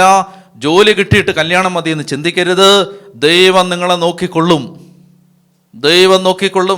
ദൈവം വിശ്വസ്തനാണ്. ദൈവത്തിന് അറിയാം നിങ്ങളുടെ മക്കളെ എങ്ങനെ വളർത്തണം. മറ്റൊരു കാര്യം, ഉണ്ടാവുന്ന കുട്ടികളെ വിശ്വാസത്തിൽ വളർത്തണം. അതെങ്ങനെയാണ്? അതുമായി ബന്ധപ്പെട്ട് ശ്രദ്ധയോടെ കേൾക്കുക. അതുമായി ബന്ധപ്പെട്ടിട്ട് എനിക്ക് പറയാനുള്ളത്, ഈ വിശ്വാസം എങ്ങനെ കൊടുക്കാം. വിശ്വാസത്തെ സംബന്ധിച്ച് നമ്മൾ മനസ്സിലാക്കിയിരിക്കണം, വിശ്വാസം സൃഷ്ടിച്ചെടുക്കാൻ പറ്റില്ല. വിശ്വാസം 2 തരത്തിലാണ് കിട്ടുന്നത്. ശ്രദ്ധിച്ച് കേട്ടോണം. വിശ്വാസം കിട്ടുന്നത് 2 വിധത്തിലാണ്. ഒന്നുകിൽ അത് ഗിഫ്റ്റായിട്ട് കിട്ടും, അല്ലെങ്കിൽ അത് ട്രാൻസ്ഫർ ചെയ്ത് കിട്ടും. ശ്രദ്ധിക്കണേ, വിശ്വാസം 2 വിധത്തിലാണ് കിട്ടുന്നത്. ഒന്നുകിൽ അതൊരു ദാനമായിട്ട് കിട്ടും, ഗിഫ്റ്റ്. അതിൻ്റെ ഉദാഹരണമാണ് അബ്രഹാം. അബ്രഹാമിന് വിശ്വാസം എങ്ങനെ കിട്ടിയത്? ദാനമായിട്ടാണ് കിട്ടിയത്. അബ്രഹാമിനെ ഒരു ദിവസം ദൈവം വിളിച്ച് ആ ദൈവത്തിൻ്റെ വിളി കേട്ടപ്പോൾ, ദൈവത്തിൻ്റെ സ്വരം കേട്ടപ്പോൾ വിശ്വാസം കേൾവിയിൽ നിന്ന്, ആ കേൾവിയിൽ നിന്നാണ് അബ്രഹാമിന് വിശ്വാസം ഉണ്ടായത്. അപ്പോൾ ഒന്നാമത്തെ രീതി ഏതാണ്? വിശ്വാസം കിട്ടുന്നത് എങ്ങനെയാണ്? ഗിഫ്റ്റാണ്, ഗിഫ്റ്റ്. രണ്ടാമതായിട്ട് വിശ്വാസം കിട്ടുന്നത് പകർന്ന് കിട്ടുകയാണ്, ട്രാൻസ്ഫർ ചെയ്ത് കിട്ടുകയാണ്. അതിന് ഉദാഹരണമാണ് ഇസഹാക്ക്. ഇസഹാക്കിന് വിശ്വാസം ഗിഫ്റ്റായിട്ടല്ല കിട്ടിയത്, അപ്പനീന്ന് പകർന്ന് കിട്ടിയതാണ്. യാക്കോബിന് ഇസഹാക്ക് കൊടുത്ത വിശ്വാസം അബ്രഹാമിൽ നിന്ന് ട്രാൻസ്ഫർ ചെയ്ത് കിട്ടിയതാണ്. വിശ്വാസമുള്ളൊരു അപ്പനിൽ നിന്ന് വിശ്വാസം മകനിലേക്ക് പകർന്നു കിട്ടി. ആ വിശ്വാസമാണ് ഇസഹാക്ക് ആർക്ക് കൊടുത്തത്? യാക്കോബിന് കൊടുത്തത്. ആ വിശ്വാസമാണ് യാക്കോബ് ജോസഫിന് കൊടുത്തത്. ആ വിശ്വാസമാണ് ജോസഫ് മനാസയ്ക്ക് കൊടുത്തത്. ആ വിശ്വാസമാണ് മോശയുടെ അപ്പനും അമ്മയ്ക്കും കിട്ടിയത്. ഹെബ്രായ ലേഖനത്തെ നമ്മൾ വായിക്കുന്നുണ്ട്. ഹെബ്രായ ലേഖനത്തിൽ 11-ാം അധ്യായം 23-ാമത്തെ വാക്യം മോശയുടെ മാതാപിതാക്കന്മാരെ കുറിച്ച് പറയുകയാണ്. ഹെബ്രായർ 11:23 വിശ്വാസം മൂലം അവർ കുട്ടിയെ 3 മാസത്തേക്ക് ഒളിപ്പിച്ചു വെച്ചു. അപ്പം ഈ മോശയുടെ മാതാപിതാക്കന്മാർക്ക് ഈ വിശ്വാസം എവിടെ നിന്ന് കിട്ടി? അതിങ്ങനെ കിട്ടിയാണ്. ഇസഹാക്കിൽ നിന്ന്, യാക്കോബിൽ നിന്ന് അങ്ങനെ പകർന്നു കിട്ടിയ വിശ്വാസമാണ്. ഇസ്രായേലിന് കിട്ടിയ വിശ്വാസം പകർന്നു കിട്ടിയ വിശ്വാസമാണ്. അബ്രഹാമിന് കിട്ടിയതോ ഗിഫ്റ്റാണ്, ഗിഫ്റ്റ്. അപ്പോൾ ഈ രണ്ട് വിധത്തിലെ വിശ്വാസം കിട്ടൂ. ഒന്നിൽ അത് ദാനമായിട്ട് കിട്ടണം, അല്ലെ അത് പകർന്നു കിട്ടണം. അതുകൊണ്ട് കുടുംബങ്ങളൊരു കാര്യം ഓർത്തിരിക്കണം, വിശ്വാസമുള്ളൊരു അപ്പനിൽ നിന്ന്, അമ്മയിൽ നിന്നേ വിശ്വാസമുള്ള മക്കളുണ്ടാവൂ. അബ്രഹാമിന് വിശ്വാസം ഉണ്ടായത് കൊണ്ടാണ് ഇസഹാക്കിന് വിശ്വാസം ഉണ്ടായത്. പൗലോസ് തിമോത്തിക്ക് എഴുതിയ 2-ാം ലേഖനത്തിൽ 2 തിമോത്തി 1-ാം അധ്യായം 5-ാമത്തെ വാക്യത്തിൽ പൗലോസ് വളരെ വ്യക്തമായിട്ട് പറയുന്നുണ്ട് തിമോത്തിയോസിന് എങ്ങനെയാണ് വിശ്വാസം കിട്ടിയത് എന്ന്. 2 തിമോത്തി 1-ാം അധ്യായം 5-ാമത്തെ വാക്യത്തിൽ പറയുന്നുണ്ട്. ഞാൻ വായിക്കാം. 2 തിമോത്തി 1:5 നിന്റെ നിർവ്യാജമായ വിശ്വാസം ഞാൻ അനുസ്മരിക്കുന്നു എന്ന് പറഞ്ഞാൽ നിന്റെ കള്ളമല്ലാത്ത വിശ്വാസം. പൗലോസ് പറയാണ്, തിമോത്തിയോട് പറയാണ്, നിന്റെ നിർവ്യാജമായ വിശ്വാസം ഞാനിപ്പോൾ ഓർക്കുകയാണ്. തിമോത്തിയോട് പറയാണ്, മോനെ നിന്റെ നല്ല ഉത്തമമായ വിശ്വാസം ഉണ്ടല്ലോ, ഞാനത് ഓർക്കുകയാണ്. എന്നിട്ട് അദ്ദേഹം പറയുകയാണ്, ആ വിശ്വാസം നിനക്ക് എങ്ങനെ കിട്ടിയെന്ന് പറയുകയാണ്. നിന്റെ വലിയമ്മയായ ലോവീസിനും അമ്മയായ യൗനിക്കയ്ക്കും ഉണ്ടായിരുന്ന വിശ്വാസം ഇപ്പോൾ നിനക്കും ഉണ്ടെന്ന് എനിക്ക് ബോധ്യമുണ്ട്. തിമോത്തിക്ക് എങ്ങനെ വിശ്വാസം കിട്ടിയേ? വല്യമ്മയായ ലോവീസിനും അമ്മയായ യൗനിക്കയ്ക്കും വിശ്വാസം ഉണ്ടായിരുന്നുകൊണ്ട് തിമോത്തിക്ക് വിശ്വാസം കിട്ടി. അപ്പോൾ കുടുംബത്തിലെ വിശ്വാസ പരിശീലനം എന്ന് പറയുന്നത് മാതാപിതാക്കന്മാരുടെ വിശ്വാസത്തെ ആശ്രയിച്ചാണ്ടിരിക്കുന്നത്. മാതാപിതാക്കന്മാർ പണത്തെയും ലോകത്തെയും സമ്പത്തിനെയും സ്ഥാനമാനങ്ങളെയും മാത്രം ലക്ഷ്യം വെക്കുന്നവരാണെങ്കിൽ, സ്വർഗത്തെക്കുറിച്ച് ചിന്തിക്കാത്തവരാണെങ്കിൽ മക്കൾക്ക് വിശ്വാസം ഉണ്ടാകണമെന്ന് വാശി പിടിക്കരുത്. ഉണ്ടാവില്ല. ചുരുക്കം ചില കുട്ടികൾക്ക് ദാനമായിട്ട് വിശ്വാസം കിട്ടിയേക്കാം, പക്ഷെ ഒരു സാമാന്യ സമൂഹത്തിന് വിശ്വാസം ഉണ്ടാവില്ല. അപ്പോൾ വിശ്വാസമില്ലാത്തൊരു തലമുറയുടെ ഉത്തരവാദികൾ ആരാണ്? ഞാനും നിങ്ങളുമാണ്. നമുക്ക് വിശ്വാസം കുറഞ്ഞു പോകുന്നത് കൊണ്ടാണ് ചുറ്റുമുള്ളവർക്ക്, നമ്മുടെ മക്കൾക്ക്, അനന്തരാവകാശികൾക്ക് വിശ്വാസം ഉണ്ടാവാത്തത്. സുഭാഷിതങ്ങളുടെ പുസ്തകം 22-ാമത്തെ അധ്യായം 6-ാമത്തെ വാക്യത്തിൽ, സുഭാഷിതം 22:6 വാക്യം, ശൈശവത്തിൽ തന്നെ നടക്കേണ്ട വഴി പരിശീലിപ്പിക്കണം, വാർദ്ധക്യത്തിലും അതിൽ നിന്ന് വ്യതിചലിക്കുകയില്ല. ശൈശവത്തിൽ തന്നെ നടക്കേണ്ട വഴി പരിശീലിപ്പിക്കണം, ശൈശവത്തിൽ തന്നെ വിശ്വാസം കൊടുക്കണം, ശൈശവത്തിൽ തന്നെ സഭയെക്കുറിച്ച്, വിശ്വാസത്തെക്കുറിച്ച്, വചനത്തെക്കുറിച്ച് പറഞ്ഞ് പഠിപ്പിക്കണം. അപ്പോൾ പ്രായമായാൽ അതിൽ നിന്ന് വ്യതിചലിക്കുകയില്ല. എഫേസോസുകാർക്ക് പൗലോസ് ലേഖനം എഴുതുമ്പോൾ എഫേസോസ് ലേഖനം 6-ാമത്തെ അധ്യായത്തിൽ, എഫേസോസ് 6-ാമത്തെ അധ്യായത്തിൽ 4-ാമത്തെ വാക്യം, എഫേസോസ് 6:4, പിതാക്കന്മാരെ നിങ്ങൾ കുട്ടികളിൽ കോപമുളവാക്കരുത്, അവരെ കർത്താവിൻ്റെ ശിക്ഷണത്തിലും ഉപദേശത്തിലും വളർത്തണം. എന്തായി പറയുന്നത്? അവരെ വേദപാഠം പഠിപ്പിച്ച് വളർത്തണമെന്ന്. അതായി പറഞ്ഞിരിക്കുന്നത്. കർത്താവിൻ്റെ ശിക്ഷണത്തിലും ഉപദേശത്തിലും. കർത്താവിനെ കുറിച്ച് ശിക്ഷണവും ഉപദേശവും കൊടുത്ത് ആരെ വളർത്തണം? മക്കളെ വളർത്തണം. ഒന്നുറക്കെ പറഞ്ഞേ ഹല്ലേലൂയാ. ചൊല്ലി പറഞ്ഞേ ഹല്ലേലൂയാ, ഹല്ലേലൂയാ. അടുത്തതായിട്ട് എനിക്ക് ഈ വിഷയവുമായി ബന്ധപ്പെട്ട് പറയാനുള്ളത്, കുഞ്ഞുങ്ങൾക്ക് കൊടുക്കാവുന്ന ഏറ്റവും വലിയ സമ്മാനം എന്താണ്? മാതൃകാപരമായ ഒരു ജീവിതമാണ്. എൻ്റെ അപ്പൻ ഒരു നീതിമാനായിരുന്നു, എൻ്റെ അപ്പൻ ഒരു സത്യസന്ധനായിരുന്നു എന്ന് പറയാൻ മക്കൾക്ക് പറ്റുന്നതാണ് ഏറ്റവും വലിയ സമ്മാനം. മാതാപിതാക്കൾക്ക് മക്കൾക്ക് കൊടുക്കാവുന്ന ഏറ്റവും വലിയ സമ്മാനം നല്ല മാതാപിതാക്കളാവുക എന്നുള്ളതാണ്. നല്ല മാതാപിതാക്കൾ. അപ്പോൾ അത് ഉണ്ടാവുന്നില്ലെങ്കിൽ കുഞ്ഞുങ്ങൾ വഴിവഴിച്ചു പോകും. എന്നെ ഒരുപാട് വേദനിപ്പിച്ച മറ്റൊരു കത്ത് ഞാൻ പറയാം. ഞാനിതുപോലെ തന്നെ കുറേ വർഷങ്ങൾക്ക് മുമ്പാണ് ഒരു സ്ഥലത്ത് കൺവെൻഷൻ കഴിഞ്ഞ് തിരിച്ച് വരുമ്പോൾ ഒരു പെൺകുട്ടി വെപ്രാളപ്പെട്ട് ഓടി വന്നൊരു കത്ത് കൊണ്ടുവന്ന് തന്നിട്ട് പറഞ്ഞു, അച്ഛാ ഇത് ആരെ കാണിക്കരുത്, അച്ഛനിത് വായിക്കണം, വായിച്ചിട്ട് എൻ്റെ പേര് പറയരുത്, എൻ്റെ സ്ഥലം പറയരുത്, പക്ഷേ ഇതിനകത്ത് ഞാൻ എഴുതിയിരിക്കുന്നത് പറ്റുന്നിടത്തെല്ലാം പറയണം. ഞാൻ ആ കത്ത് മുറിയിൽ പോയി വായിക്കുമ്പോൾ അതിനകത്ത് അവൾ എഴുതിയിരിക്കുകയാണ്, ഞാൻ പൊർണോഗ്രഫിക്ക് അടിമയാണ്, ഞാൻ മ്ലേച്ഛ പാപത്തിന് അശുദ്ധിക്ക് അടിമയാണ്, എനിക്ക് അശ്ലീല ചിത്രങ്ങൾ കാണാതിരിക്കാൻ പറ്റുന്നില്ല, എനിക്ക് വേണ്ടി പ്രാർത്ഥിക്കണം. അവൾ ആ സങ്കടമെല്ലാം എഴുതിയിട്ട് അവൾ എഴുതിയിരിക്കുകയാണ് ഏറ്റവും അടിയിൽ, അച്ഛനറിയോ, ഞാൻ എൻ്റെ ജീവിതത്തിലെ ആദ്യത്തെ അശ്ലീല ചിത്രം കണ്ടത് എൻ്റെ അപ്പൻ്റെ മൊബൈൽ ഫോണിൽ നിന്നാണ്. ഞാൻ എൻ്റെ ജീവിതത്തിലെ ആദ്യത്തെ അശ്ലീല സിനിമ കണ്ടത് എൻ്റെ അപ്പൻ്റെ മൊബൈൽ ഫോണിൽ നിന്നാണ്. ഞാനിത് ഒരുപാട് സ്ഥലങ്ങളിൽ മുമ്പ് പറഞ്ഞിട്ടുണ്ട്. ഇപ്പോൾ ഒരുപാട് കാലമായിട്ട് ഇത് പറയുന്നില്ല, പക്ഷേ ഒരുപാട് കാലത്ത് ഞാനിത് മുമ്പ് പറഞ്ഞിട്ടുണ്ട്. എന്നോട് പല സ്ഥലങ്ങളിലും ചെല്ലുമ്പോൾ പല ചെറുപ്പക്കാർ വന്ന് പറഞ്ഞിട്ടുണ്ട്, അച്ഛൻ ആ പ്രസംഗത്തിൽ പറഞ്ഞ പോലെ ഞങ്ങളുടെ ജീവിതത്തിലെ ആദ്യത്തെ അശ്ലീല സിനിമ കണ്ടത് ഞങ്ങളുടെ അപ്പൻ്റെ ഫോണിൽ നിന്നാണ്. അപ്പോൾ ഈ മാതൃകാപരമായൊരു ജീവിതം കൊടുക്കാൻ പറ്റിയില്ലെങ്കിൽ കുഞ്ഞുങ്ങൾ വഴിവഴിച്ചു പോകും. അതുപോലെ തന്നെ എന്നെ വളരെയധികം വേദനിപ്പിച്ചൊരു സംഭവമാണ്. ഒരിക്കൽ ഹോസ്റ്റലിലായിരിക്കുന്ന സമയത്ത് വൈകുന്നേരം ഒരു 7 മണിയാകുമ്പോൾ ഒരു ഫോൺ വരികയാണ്. ആരാ വിളിക്കുന്നതെന്ന് അറിയില്ല. വിളിച്ച് ഞാൻ നമ്പർ എനിക്കറിയില്ല. ഫോൺ എടുത്ത് ചെവി വെക്കുമ്പോൾ ഒരു കരച്ചിലാണ്, ഒരു നിലവിളിയാണ്. ഹലോ എന്നൊന്നും പറയുന്നില്ല, ഒരു നിലവിളിയാണ്. ഇത്രേ പറയുന്നുള്ളൂ, ഞാൻ എന്ത് ചെയ്യണം എനിക്കൊന്ന് പറഞ്ഞതാ. ഇത് തന്നെ പറയുകയാണ്, ഞാൻ എന്ത് ചെയ്യണം എനിക്കൊന്ന് പറഞ്ഞതാ. ഞാൻ പറഞ്ഞു, ഹലോ ഇത് ആരാണ്? ഞാൻ ഡാനിയലച്ചനാണ്, എന്നെയാണോ വിളിച്ചത്? ആരാണ്, എന്താണ് പ്രശ്നം? ഞാൻ ചോദിക്കുമ്പോൾ ഒരു സഹോദരിയാണ്, ഒരു അമ്മയാണ് എന്നോട് പറഞ്ഞു, അച്ഛാ ഞാൻ ഇന്ന ആളാണ്, ഞാൻ ഇവിടെയാണ് താമസിക്കുന്നത്, എൻ്റെ മകൻ അച്ഛാ ഞാൻ ഒരുപാട് കാലമായിട്ട് അവന് വേണ്ടി പ്രാർത്ഥിക്കുകയാണ്. അവൻ മദ്യപിച്ച് അവൻ്റെ ഭാര്യ ഇറങ്ങിപ്പോയി. ഒരു കൊച്ചു കുഞ്ഞുണ്ട്, 3-4 വയസ്സുള്ളൊരു കൊച്ചു കുട്ടിയുണ്ട്, ആൺകുട്ടി. അവനെയും കൊണ്ടാണ് ബെവറേജിൽ മദ്യം വാങ്ങിക്കാൻ പോകുന്നത്. ആ കുട്ടിയെ വണ്ടിയിലിരുത്തിയിട്ടാണ് ഇവൻ ഇറങ്ങിപ്പോയി മദ്യം വാങ്ങിച്ചുകൊണ്ട് വരുന്നത്. അച്ഛാ ഇപ്പതേ കുടിച്ച് ഞങ്ങളൊരു വാടക വീട്ടിലാണ് കിടക്കുന്നത്. വാടക വീടിൻ്റെ മേളത്തെ നിലയിലാണ്, വാടകയ്ക്ക് താമസിക്കുകയാണ്. അച്ഛാ അതേ ഗ്യാസ് കുറ്റി തുറന്നു വിട്ടിട്ട് കത്തിക്കുമെന്ന് പറഞ്ഞ് നിൽക്കുകയാണ്. ഞാൻ എന്ത് ചെയ്യണമെന്ന് പറഞ്ഞു തരാൻ പറയുകയാണ്. അപ്പം ഞാൻ പറഞ്ഞു, ഞാൻ ഒരു 3/4 മണിക്കൂർ കൊണ്ട് എനിക്ക് അവിടെ എത്താൻ പറ്റും, ഞാൻ പെട്ടെന്ന് വരാമെന്ന് പറഞ്ഞു. അപ്പം ഞങ്ങളൊരു 3-4 പേര് ചേർന്ന് വേഗം വണ്ടി എടുത്ത് പോയി.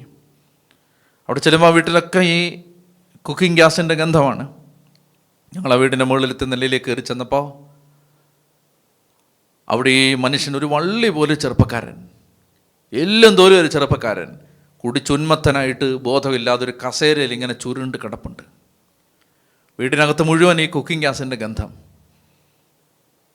അമ്മച്ചി കരഞ്ഞുകൊണ്ട് നിൽക്കുകയാണ്. ഇതിനേക്കാളൊക്കെ എന്നെ സങ്കടപ്പെടുത്തിയത് ആ മുറിയുടെ മൂലയ്ക്ക് ഒരു 4 വയസ്സുകാരൻ പേടിച്ചിങ്ങനെ നിൽക്കുകയാണ്. പേടിച്ച് നിൽക്കുകയാണ്. എനിക്ക് മറക്കാൻ പറ്റാത്തൊരു രംഗമാണത്. പേടിച്ച് നിൽക്കുകയാണ് അവൻ. ഞാൻ അവനിങ്ങനെ അടുത്തേക്ക് വിളിച്ചു. അവനിങ്ങനെ അറച്ചു നിന്നു. ഞാൻ വീണ്ടും വിളിച്ചപ്പോൾ അവൻ എൻ്റെ അടുത്തേക്ക് വന്നു. ഞാൻ കസേര ഇരിക്കുകയാണ്. ഞാൻ അവനിങ്ങനെ നെഞ്ചിലേക്ക് ചേർത്ത് വെച്ചു. കേൾക്കാം ചങ്കിടിക്കുന്നത്, കേൾക്കാം അവൻ്റെ അകത്തുള്ള നിലവിളി, ശ്രദ്ധിച്ചാൽ കേൾക്കാം. ഞാൻ അവനെ ഇങ്ങനെ ചേർത്ത് പിടിച്ച് ഞാനിങ്ങനെ ഏങ്ങലടിച്ച് കരഞ്ഞു. കരയുമ്പോൾ എൻ്റെ മനസ്സിലേക്ക് ഇങ്ങനെയാണ് വന്നത്, കർത്താവേ നീ തൊട്ടില്ലെങ്കിൽ ഒരു 20 വർഷം 15 വർഷം കഴിയുമ്പോൾ ഈ നാട്ടിലെ ഒരു ക്രിമിനലിനെയാണ് ഞാൻ ചേർത്ത് പിടിച്ചിരിക്കുന്നത്. നീ തൊട്ടില്ലെങ്കിൽ നാളെ ഇവൻ ഇതിനേക്കാൾ വലിയ ക്രിമിനലാവും. ഞാനിത് പറയുമ്പോൾ എൻ്റെ പ്രിയപ്പെട്ട സഹോദരങ്ങളെ, നിങ്ങൾ ഈ മദ്യപാനം ഒന്ന് നിർത്തിയാൽ നിങ്ങളുടെ വീട് സന്തോഷമുള്ളതാവും. നിങ്ങൾ ഈ ഭാര്യയും ഭർത്താവും തമ്മിലുള്ള കലഹം നിർത്തിയാൽ നിങ്ങളുടെ മക്കൾക്ക് സന്തോഷമാവും. എനിക്കറിയാം, അപ്പനും അമ്മയും വഴക്കിടുന്ന സമയത്ത് അപ്പൻ്റെ അമ്മയുടെ അടുത്ത് ഓടി ചെന്ന് അപ്പ അമ്മയുണ്ട്, അമ്മയുടെ മുണ്ട്, അമ്മ അപ്പയുടെ മുണ്ടെന്ന് പറഞ്ഞ് കരയുന്ന മക്കളെ എനിക്കറിയാം, നേരിട്ടറിയാം. അപ്പനും അമ്മയെ വഴക്കിടുന്ന സമയത്ത് എന്നെ വിളിച്ച് പറയുന്ന കുട്ടികളെ എനിക്കറിയാം. താങ്ങാൻ പറ്റുന്നില്ല നമ്മുടെ മക്കൾക്ക് ഇത്. നിങ്ങളൊന്ന് മനസ്സ് വെച്ചാൽ ഈ കുഞ്ഞുങ്ങൾക്ക് സമാധാനം നിറഞ്ഞൊരു ബാല്യകാലം ഉണ്ടാവും. നിങ്ങളൊന്ന് മനസ്സ് വെച്ചാൽ ഈ കുഞ്ഞുങ്ങൾക്ക് പേടിപ്പെടുത്താത്ത രാത്രികാലങ്ങളുണ്ടാവും. ഭയാനകമായ സ്വപ്നങ്ങൾ വന്ന് വേട്ടയാടാത്ത രാത്രികളുണ്ടാവും. ഒന്ന് മനസ്സ് വെക്ക്. നിങ്ങൾ കർത്താവിൻ്റെ സന്നിധിയിലേക്കൊന്ന് തിരിയ്. ഞാൻ യൂത്തിന് വേണ്ടി 430 ചെറുപ്പക്കാർ വന്ന് തിരുവനന്തപുരത്ത് ഒരു ധ്യാനം നടത്തപ്പോൾ എല്ലാ കുഞ്ഞുങ്ങളെയും ഓരോരുത്തരെ വിളിച്ച് 1 മിനിറ്റ് ഞാൻ അവരുടെ നെറ്റിയെ കുരിശ് വരച്ചൊന്ന് പ്രാർത്ഥിക്കാൻ വേണ്ടി എല്ലാവരെയും വിളിച്ചു. 6 കുഞ്ഞുങ്ങൾ എൻ്റെ അടുത്ത് പറഞ്ഞു, അച്ഛാ, ഞങ്ങളുടെ അപ്പനും അമ്മയും വിവാഹമോചനത്തിന് കേസ് കൊടുത്തിരിക്കുകയാണ്, ഞങ്ങൾക്ക് അപ്പനെയും വേണം അമ്മയും വേണം. 6 കുഞ്ഞുങ്ങൾ. 430 കുട്ടികളെ ധ്യാനിപ്പിക്കുമ്പോൾ 6 കുട്ടികൾ എൻ്റെ അടുത്ത് പറഞ്ഞതാണ്, അച്ഛാ, ഞങ്ങൾക്ക് അപ്പനെയും വേണം അമ്മയും വേണം. വിവാഹമോചനത്തിന് ഊഴം കാത്തു നിൽക്കുന്ന മാതാപിതാക്കൾ എന്നെ കേൾക്കുന്നുണ്ടെങ്കിൽ നിങ്ങളുടെ കുഞ്ഞുങ്ങൾക്ക് അപ്പനെയും വേണം അമ്മയും വേണം. എൻ്റെ പ്രിയപ്പെട്ട സഹോദരങ്ങളെ, അപ്പം അതുകൊണ്ട് മാതൃകാപരമായ ഒരു കുടുംബജീവിതം, ഭൂമിയിലൊരു സ്വർഗം ഉണ്ടെങ്കിൽ അത് കുടുംബമാണ്. നമ്മളൊന്ന് മനസ്സ് വെച്ചാൽ നിങ്ങൾക്ക് ഈ വീടിനെ ഐശ്വര്യമുള്ളതാക്കി, ഒന്ന് സഹിക്കാൻ തയ്യാറായാൽ, ഒന്ന് തോൽക്കാൻ തയ്യാറായാൽ, ഒന്ന് വിട്ടുകൊടുക്കാൻ തയ്യാറായാൽ, ഒന്ന് മിണ്ടാതിരിക്കാമെന്ന് തീരുമാനിച്ചാൽ നിങ്ങൾക്ക് മാനുഷികമായിട്ട് വേദന വരും, അരിശം വരും. പക്ഷേ ഈശോയെ പോലെ ഈശോയോട് കൂടെ കുരിശ് തറയ്ക്കപ്പെട്ടു എന്ന് ചിന്തിച്ച് മരണം അനുഭവിച്ചാൽ കർത്താവിൻ്റെ സ്നേഹം കുടുംബങ്ങളിൽ ഉണ്ടാവും. നമുക്കൊന്ന് എഴുന്നേറ്റ് നിന്ന് പ്രാർത്ഥിക്കാം. നമ്മുടെ കർത്താവിൻ്റെ വലിയൊരു കൃപ ഈ സമയത്ത് എല്ലാ കുടുംബങ്ങളിലും കടന്നു വരാൻ നമുക്ക് ആഗ്രഹിച്ച് പ്രാർത്ഥിക്കണം. ഈശോയുടെ ശക്തി കൊണ്ട് കുടുംബങ്ങൾ നിറയണം. പ്രിയപ്പെട്ട മക്കളെ, നിങ്ങളെവിടെയായിരുന്നാലും നിങ്ങളുടെ കുടുംബം ഈ സമയത്ത് അനുഗ്രഹിക്കപ്പെടും. നിങ്ങളുടെ ജീവിതത്തിൽ കർത്താവിൻ്റെ സാന്നിധ്യം ഉണ്ടാവും. ഈശോ നിങ്ങളുടെ ഓരോ കുടുംബത്തെ ഈ സമയത്ത് അനുഗ്രഹിക്കും. നമുക്ക് ഈ 3 ദിവസം കേട്ട വചനങ്ങളുടെ വെളിച്ചത്തിൽ നിങ്ങളൊരു നല്ല തീരുമാനം എടുത്ത് കർത്താവിനെ സമർപ്പിക്കണം. ഈശോയുടെ മുമ്പേ നിങ്ങളെ തന്നെ വിട്ടുകൊടുക്കണം. പറയണം, കർത്താവെ, ഞാനല്ല, ക്രിസ്തുവാണ് ജീവിക്കുന്നത്. കർത്താവെ, ഞാൻ അങ്ങയുടെ മരണത്തിൽ പങ്കുചേരുകയാണ്. ഞാൻ മരിച്ച് സ്നേഹിക്കാൻ തയ്യാറെടുക്കുകയാണ്. ഞാൻ വിട്ടുകൊടുക്കാൻ തയ്യാറെടുക്കുകയാണ്. എൻ്റെ മനസ്സിൽ 1000കണക്കിന് അനുഭവങ്ങൾ ഇത് പറയുമ്പോൾ ഉണ്ട്. എല്ലാം ഒന്നും പറയാൻ നമുക്ക് സമയമില്ലാത്തത് കൊണ്ടാണ്, വചനം പറയാൻ സമയം കിട്ടാത്തത് കൊണ്ടാണ് അനുഭവങ്ങൾ ഒത്തിരി പറയാത്തത്. എത്രയോ കുടുംബങ്ങൾ ഇമെയിലിലൂടെ, ടെലിഫോണിലൂടെ, കത്തിലൂടെ എത്രയോ കുടുംബങ്ങൾ അഗ്നിപർവ്വതം പോലെ പോകഞ്ഞുകൊണ്ടിരിക്കുകയാണ്. ഒന്ന് മനസ്സ് വെക്കേണ്ട പ്രിയപ്പെട്ട മക്കളെ, നമുക്ക് കർത്താവിൻ്റെ കരങ്ങളിലേക്ക് കർത്താവിൻ്റെ ഹൃദയത്തിലേക്ക് തിരിച്ചു വരാം. നമുക്ക് കർത്താവിനോട് പറയാം, കർത്താവേ, ഞങ്ങളുടെ കുടുംബങ്ങളെ നീ ഏറ്റെടുക്കണേ. ഒന്ന് ഹൃദയം തുറന്ന് അതിനം തുറന്ന് സ്തുതിച്ചേ. ഹല്ലേലൂയാ, ഹല്ലേലൂയാ, ഹല്ലേലൂയാ, ഹല്ലേലൂയാ, ഹല്ലേലൂയാ. യേശുവേ, ഹല്ലേലൂയാ, ഹല്ലേലൂയാ, ഹല്ലേലൂയാ, ഹല്ലേലൂയാ, ഹല്ലേലൂയാ, ഹല്ലേലൂയാ, ഹല്ലേലൂയാ, ഹല്ലേലൂയാ, ഹല്ലേലൂയാ. ശക്തമായിട്ട് സ്തുതിച്ചേ. യേശുവേ, സ്തുതിക്കുന്നു, സ്തുതിക്കുന്നു, സ്തുതിക്കുന്നു, സ്തുതിക്കുന്നു, സ്തുതിക്കുന്നു, സ്തുതിക്കുന്നു. ഹല്ലേലൂയാ, ഹല്ലേലൂയാ, ഹല്ലേലൂയാ, ഹല്ലേലൂയാ, ഹല്ലേലൂയാ, ഹല്ലേലൂയാ, ഹല്ലേലൂയാ, ഹല്ലേലൂയാ, ഹല്ലേലൂയാ, ഹല്ലേലൂയാ, ഹല്ലേലൂയാ, ഹല്ലേലൂയാ, ഹല്ലേലൂയാ, ഹല്ലേലൂയാ, ഹല്ലേലൂയാ, ഹല്ലേലൂയാ, ഹല്ലേലൂയാ, ഹല്ലേലൂയാ, ഹല്ലേലൂയാ, ഹല്ലേലൂയാ.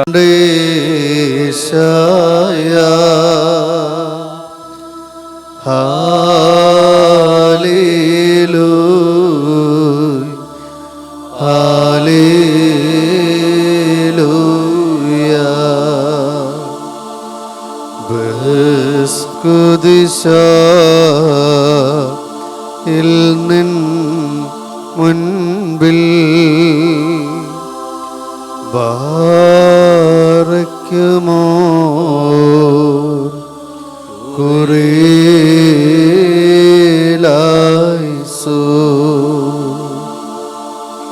ചിറകുകളാ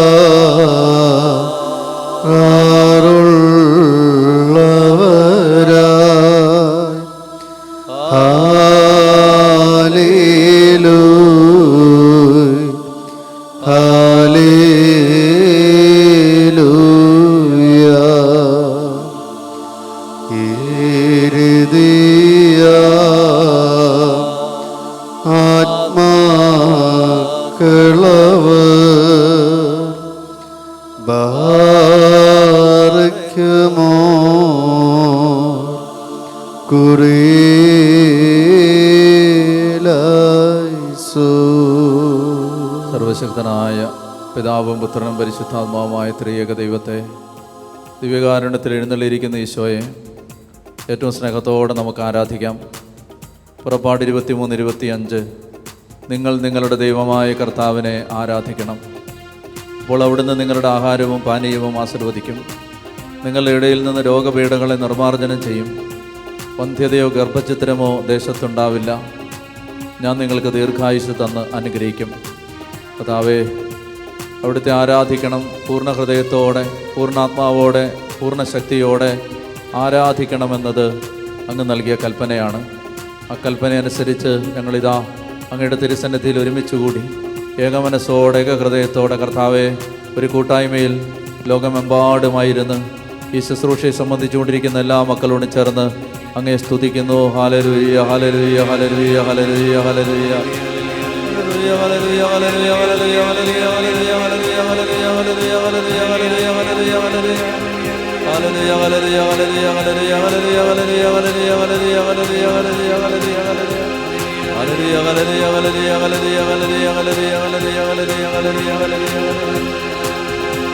കരങ്ങളടിച്ച് പാടി ആരാധിക്കാം.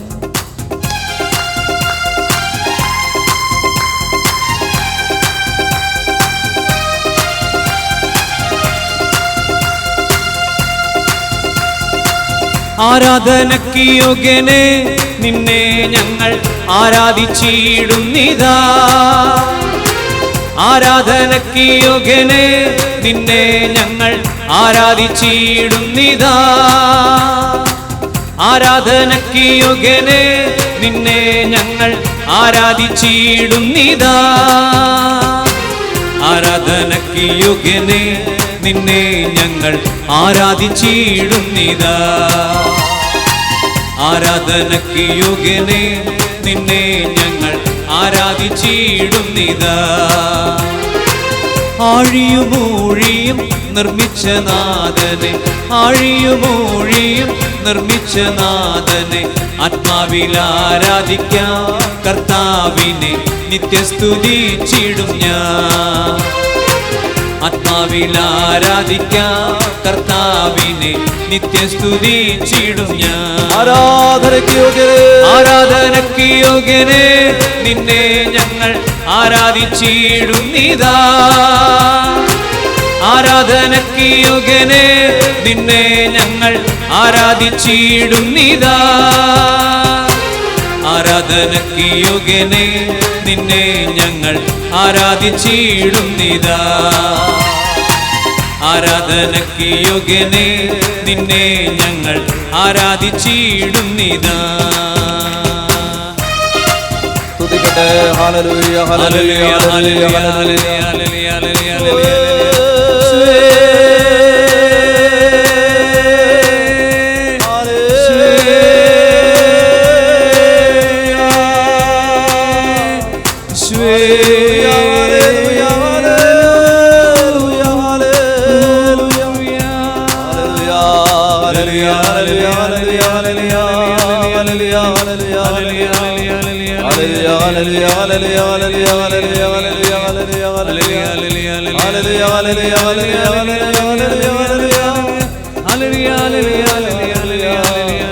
കരങ്ങളടിച്ച്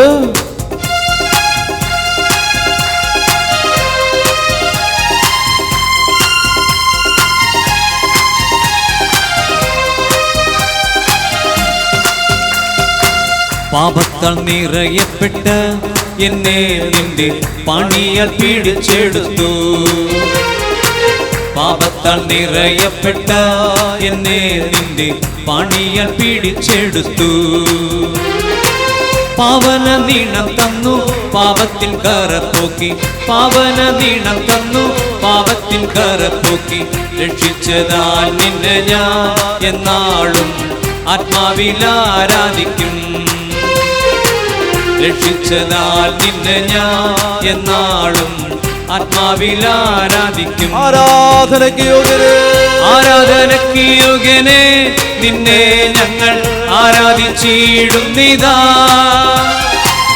ആരാധനയ്ക്ക് യോഗ്യനെ നിന്നെ ഞങ്ങൾ ആരാധിച്ചിടുന്നിതാ. ആരാധനയ്ക്ക് യോഗ്യനെ നിന്നെ ഞങ്ങൾ ആരാധിച്ചിടുന്നിതാ. ആരാധനയ്ക്ക് യോഗ്യനെ നിന്നെ ഞങ്ങൾ ആരാധിച്ചിടുന്നിതാ. ഹല്ലേലൂയ ഹല്ലേലൂയ ഹല്ലേലൂയ ഹല്ലേലൂയ ഹല്ലേലൂയ ഹല്ലേലൂയ ഹല്ലേലൂയ ഹല്ലേലൂയ ഹല്ലേലൂയ.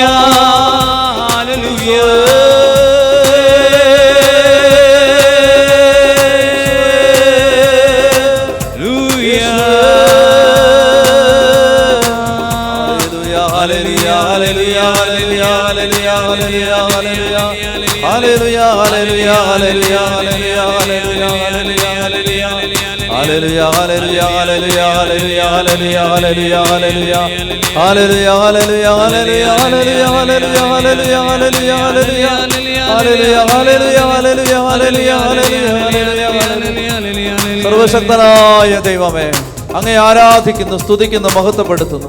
പരിശുദ്ധനായ ദൈവമേ, അങ്ങേ ഞങ്ങൾ ഏകമനസ്സോടെ ആരാധിക്കുന്നു.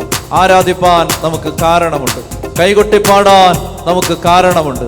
ജീവിക്കുന്ന ദൈവമേ, ജീവിക്കുന്ന ദൈവത്തിന്റെ പുത്രനായ യേശുവേ, ഈ സമയത്ത് ഏകമനസ്സോടെ ലോകമെമ്പാടും അങ്ങേ ആരാധിക്കുന്ന എല്ലാ മക്കളോടും ചേർന്ന് കർത്താവേ, 4.5 ലക്ഷത്തോളം ബലിപീഠങ്ങളിൽ അങ്ങേക്ക് സമർപ്പിക്കപ്പെടുന്ന ആരാധനകളോട്, ബലിയർപ്പണങ്ങളോട് ചേർന്ന് കർത്താവേ, ഈ പ്രതിസന്ധിയുടെ നാളുകളിൽ കർത്താവേ, എല്ലാ പ്രതികൂലങ്ങളെയും മറികടന്ന് അങ്ങേ പരിശുദ്ധ കുമാരയിൽ ആരാധിക്കുന്ന എല്ലാ മക്കളോട് ചേർന്ന് ഈശോയെ അങ്ങേ സ്തുതിക്കുന്നു. ഹല്ലേലൂയ ഹല്ലേലൂയ ഹല്ലേലൂയ ഹല്ലേലൂയ ഹല്ലേലൂയ ഹല്ലേലൂയ ഹല്ലേലൂയ ഹല്ലേലൂയ ഹല്ലേലൂയ ഹല്ലേലൂയ ഹല്ലേലൂയ. കരങ്ങളടിച്ച് പാടി ആരാധിച്ചേ.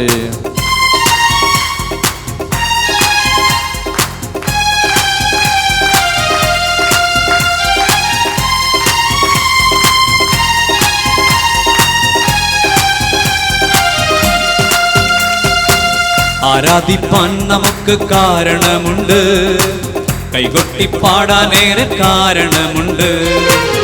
ആരാധിപ്പാൻ നമുക്ക് കാരണമുണ്ട്, കൈകൊട്ടിപ്പാടാനേറെ കാരണമുണ്ട്.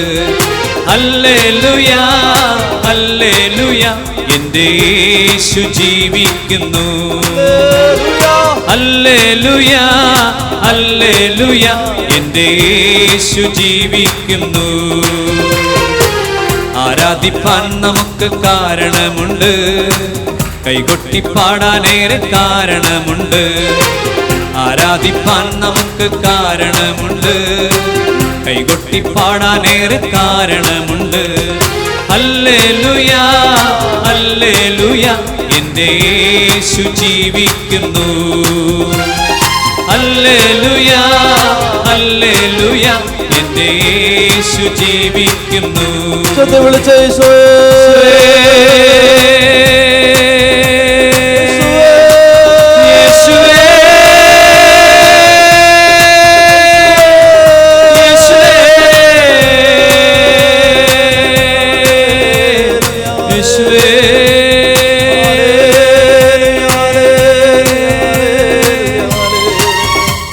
കരങ്ങളടിച്ച്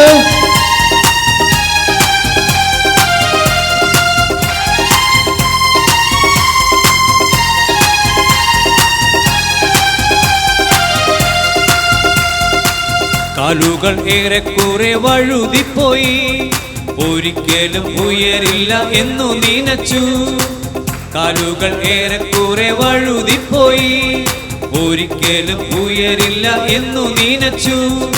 എന്റെ നിനവുകൾ ദൈവം മാറ്റി എഴുതി, പിന്നെ കാൽ വഴുതുവാൻ ഇടവന്നില്ല. എന്റെ നിനവുകൾ ദൈവം മാറ്റി എഴുതി, പിന്നെ കാൽ വഴുതുവാൻ ഇടവന്നില്ല. ഹല്ലേലൂയ ഹല്ലേലൂയ, എൻ്റെ യേശു ജീവിക്കുന്നു. ഹല്ലേലൂയ ഹല്ലേലൂയ, എൻ്റെ യേശു ജീവിക്കുന്നു. ആരാധിപ്പാൻ നമുക്ക് കാരണമുണ്ട്, കൈകൊട്ടിപ്പാടാനേറെ കാരണമുണ്ട്. ആരാധിപ്പാൻ നമുക്ക് കാരണമുണ്ട്, കൈകൊട്ടിപ്പാടാനേറെ കാരണമുണ്ട്. ഹല്ലേലൂയ ഹല്ലേലൂയ, എൻ്റെ യേശു ജീവിക്കുന്നു. ഹല്ലേലൂയ ഹല്ലേലൂയ, എൻ്റെ യേശു അങ്ങയുടെ നാമത്തെ വിളിച്ച് ആരാധിക്കുന്നു. എല്ലാ മക്കളെയും സമർപ്പിച്ച് പ്രാർത്ഥിക്കുന്നു. ദേശത്തെ സമർപ്പിക്കുന്നു, കുടുംബങ്ങളെ സമർപ്പിക്കുന്നു. കർത്താവേ, തിരുസഭ മുഴുവനെ കരങ്ങളിൽ സമർപ്പിച്ച് പ്രാർത്ഥിക്കുന്നു. കർത്താവേ, ഞങ്ങളുടെ കൂട്ടായ്മയിലെ എല്ലാ വൈദികരെ സമർപ്പിക്കുന്നു. ലോകമെമ്പാടുമുള്ള സന്യസ്തരെ, സമർപ്പിതരെ, മിഷണറിമാരെ സമർപ്പിച്ച് പ്രാർത്ഥിക്കുന്നു. കർത്താവേ, തിരുസഭയെ സമർപ്പിച്ച് പ്രാർത്ഥിക്കുന്നു. തിരുസഭയുടെ എല്ലാ വേദനകളെ സമർപ്പിച്ച് പ്രാർത്ഥിക്കുന്നു. കുടുംബങ്ങളെ സമർപ്പിക്കുന്നു, രോഗികളെ സമർപ്പിക്കുന്നു, തകർന്ന മക്കളെ സമർപ്പിച്ച് പ്രാർത്ഥിക്കുന്നു. കർത്താവേ, നാളുകളിൽ ഹൃദയം തകർന്നങ്ങേ വിളിക്കുന്ന എല്ലാ മക്കളെ സമർപ്പിച്ച് പ്രാർത്ഥിക്കുന്നു. ഉറക്കെ വിളിക്കട്ടെ, ഈശോയേ.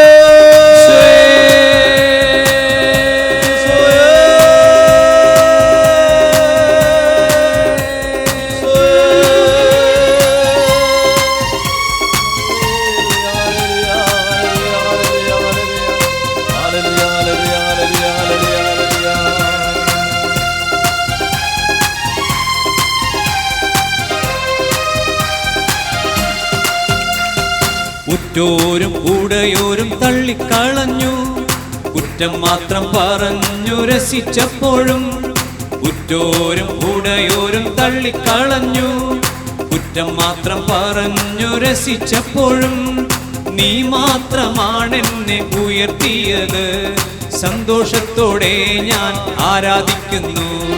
നീ മാത്രമാണെന്നെ ഉയർത്തിയത്, സന്തോഷത്തോടെ ഞാൻ ആരാധിക്കുന്നു. ഹല്ലേലൂയ, ഹല്ലേലൂയ, എൻ്റെ യേശു ജീവിക്കുന്നു. ഹല്ലേലൂയ, ഹല്ലേലൂയ, എൻ്റെ യേശു ജീവിക്കുന്നു. ആരാധിപ്പാൻ നമുക്ക് കാരണമുണ്ട്, കൈകൊട്ടിപ്പാടാനേറെ കാരണമുണ്ട്. ആരാധിപ്പാൻ നമുക്ക് കാരണമുണ്ട്, കൈകൊട്ടിപ്പാടാനേറെ കാരണമുണ്ട്. ഹല്ലേലൂയ, ഹല്ലേലൂയ, എൻ്റെ യേശു ജീവിക്കുന്നു. ഹല്ലേലൂയ, ഹല്ലേലൂയ, എൻ്റെ യേശു ജീവിക്കുന്നു. ഹല്ലേലൂയ, ഹല്ലേലൂയ,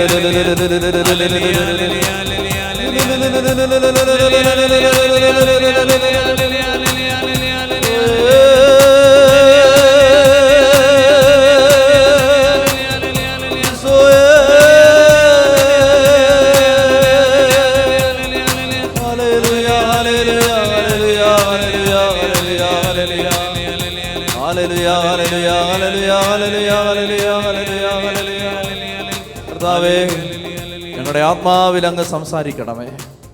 കർത്താവേ, ആഴത്തിൽ അങ്ങ് ഞങ്ങളോട് ഇടപെടണമേ. കർത്താവെ, ആര് ഇടപെടുന്നതിനേക്കാളും, കർത്താവെ, ആര് ഞങ്ങളെ സ്വാധീനിക്കുന്നതിനേക്കാളും ശ്രേഷ്ഠമായി കർത്താവെ അങ്ങ് ഞങ്ങളുടെ ആത്മാവിൽ ഇടപെടണമേ. ഞങ്ങളുടെ ആത്മാവിൽ അങ്ങ് സംസാരിക്കണമേ. കർത്താവെ, തകർന്ന മനസ്സോടെ, കർത്താവെ, ബലഹീനമായ ശരീരത്തോടെ ദൈവമേ, മുന്നോട്ട് പോകാനാവാതെ വിഷമിക്കുന്ന എല്ലാ മക്കൾക്കും വേണ്ടി പ്രാർത്ഥിക്കുന്നു. പുരോഹിതർ ഒരുമിച്ച് ചേർന്ന് കർത്താവെ, തിരുസഭയുടെ പൗരോഹിത്യത്തിൻ്റെ അധികാരത്തിൽ ദൈവജനത്തെ അനുഗ്രഹിച്ച് പ്രാർത്ഥിക്കുന്നു. അങ്ങ് ഞങ്ങളുടെ ആത്മാവിൽ ഇടപെടണമേ. കർത്താവെ, ഓരോ ആത്മാവിനെയും അങ്ങ് പുത്രൻ്റെ രക്തത്തോളം വിലമതിച്ചതാണ്. ഞങ്ങളുടെ വില അങ്ങയുടെ പുത്രൻ്റെ ചോരയുടെ വിലയാണ്. കർത്താവെ, ഒരുവൻ പോലും നശിച്ചു പോകാതെ നിത്യജീവൻ പ്രാപിക്കാൻ അങ്ങ് ആഗ്രഹിക്കുന്നു. കർത്താവെ, എല്ലാവരും സത്യം അറിയണമെന്നും എല്ലാവരും രക്ഷ പ്രാപിക്കണമെന്നുമാണ് അങ്ങ് ആഗ്രഹിക്കുന്നത്. കർത്താവെ, ഞങ്ങളെ ഏൽപ്പിച്ചിരിക്കുന്ന ദൈവജനത്തെ ഇതാ സമർപ്പിക്കുകയാണ്. കർത്താവെ, ഞങ്ങളെ ഏൽപ്പിച്ചിരിക്കുന്ന ഇടവകകളെ, കേരള സഭയിലെ, ഭാരത സഭയിലെ, ആഗോള സഭയിലെ എല്ലാ വൈദികരും, കർത്താവെ, ആ വൈദികർക്കും സഭ ഏൽപ്പിച്ച് കർത്താവ് ഏൽപ്പിച്ചു കൊടുത്തിരിക്കുന്ന ദൈവജനത്തെ ഈ സമയത്ത് കർത്താവെ, പൗരോഹിത്യത്തിൻ്റെ പ്രതിനിധികളായി നിന്ന് ഞങ്ങൾ സമർപ്പിച്ച് പ്രാർത്ഥിക്കുകയാണ്. ദൈവമേ, നീ ഞങ്ങൾക്ക് തന്ന ജനത്തെ, ദൈവമേ, ഞങ്ങളെ ഏൽപ്പിച്ചു തന്ന ദൈവമേ അജഗണങ്ങളെ കർത്താവ് ഈ സമയത്ത് അവിടുത്തെ തിരുസന്നിധിയിൽ സമർപ്പിച്ച് ഞങ്ങൾ പ്രാർത്ഥിക്കുകയാണ്. ഈ സമയത്ത് ആത്മാവിൽ അങ്ങ് ഇടപെടണമേ, ആഴത്തിൽ ഇടപെടണമേ. കർത്താവേ, ഞങ്ങളുടെ ഹൃദയങ്ങളിൽ അങ്ങയുടെ വലിയ ചലനം, വലിയ പ്രവർത്തനം ഈ സമയത്ത് ഉണ്ടാകണമേ. ജീവിതങ്ങളെ മാറ്റിമറിക്കണമേ, മാനസാന്തരങ്ങൾ ഉണ്ടാകണമേ, അടിമത്തങ്ങൾ മാറണമേ, ചെങ്ങലകൾ അഴിയണമേ, കുടുംബങ്ങളിൽ മാറ്റം വരണമേ, കണ്ണുനീർ ഏറ്റെടുക്കണമേ. ദാരിദ്ര്യം മാറണമേ. ആത്മീയ ഉണർവ് സഭയിൽ ഉണ്ടാകണമേ. ദേവാലയങ്ങളിലേക്ക് മടങ്ങി വരാൻ ദൈവജനത്തെ പ്രേരിപ്പിക്കണമേ. ബലിപീഠങ്ങളോട് അടുപ്പിക്കണമേ. രക്ഷയുടെ സന്തോഷത്തിലേക്ക് കൂട്ടിക്കൊണ്ടുവരണമേ. കർത്താവേ, ഇടവകൾ സജീവമാവണമേ. സഭ ഉണരണമേ. കർത്താവേ, സമർപ്പണ ജീവിതങ്ങൾ ഉണരണമേ. പൗരോഹിത്യങ്ങൾ ജ്വലിക്കണമേ. സമർപ്പണ ശുശ്രൂഷകൾ ആഴപ്പെടണമേ. മിഷണറിമാർ എഴുന്നേൽക്കണമേ. ദേശാന്തരങ്ങളിലേക്ക് സുവിശേഷവുമായി 10,000-കണക്കിന് ലക്ഷക്കണക്കിന് മക്കൾ കർത്താവേ കേരള സഭയിൽ നിന്ന് കടന്നു പോകാൻ ഇടയാക്കണമേ. ഹല്ലേലൂയ, ഹല്ലേലൂയ, ഹല്ലേലൂയ, ഹല്ലേലൂയ, ഹല്ലേലൂയ, ഹല്ലേലൂയ, ഹല്ലേലൂയ, ഹല്ലേലൂയ, ഹല്ലേലൂയ, ഹല്ലേലൂയ, ഹല്ലേലൂയ, ഹല്ലേലൂയ, ഹല്ലേലൂയ, ഹല്ലേലൂയ, ഹല്ലേലൂയ. ആഴത്തിലെന്നോടും നിടപെടണേ, ആത്മാവിലെന്നോടും നിടപെടണേ. പഠിക്കേ. ആഴത്തിലെന്നോടും നിടപെടണേ, ആത്മാവിലെന്നോടും നിടപെടണേ. ഹൃദയം തുറന്ന് പ്രാർത്ഥിക്കുക. ആഴത്തിലെന്നോടും നിടപെടണേ, ആത്മാവിലെന്നോടും നിടപെടണേ. ആരിലും ശ്രേഷ്ഠമാ, ആരിലും ശക്തമാ, ആരിലും ശ്രേഷ്ഠമാ, ആരിലും ശക്തമാ. ആഴത്തിലെന്നോടും നിടപെടണേ, ആത്മാവിലെന്നോടും നിടപെടണേ. ദാഹത്തോടെ ആഗ്രഹിച്ച് പ്രാർത്ഥിച്ച്. ആഴത്തിലെന്നോടും നിടപെടണേ, ആത്മാവിലെന്നോടും നിടപെടണേ. ആരിലും ശ്രേഷ്ഠമാ, ആരിലും ശക്തമാ, ആരിലും ശ്രേഷ്ഠമാ, ആരിലും ശക്തമാ. ആഴത്തിലെന്നോടും നിടപെടണേ, ആത്മാവിലെന്നോടും നിടപെടണേ. ആഴത്തിലെന്നോടും നിടപെടണേ, ആത്മാവിലെന്നോടും നിടപെടണേ.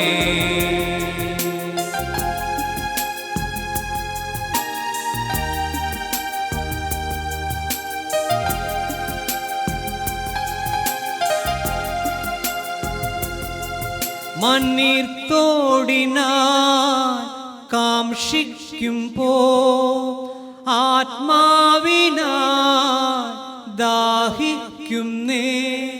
മണ്ണീർത്തോടിനാൻ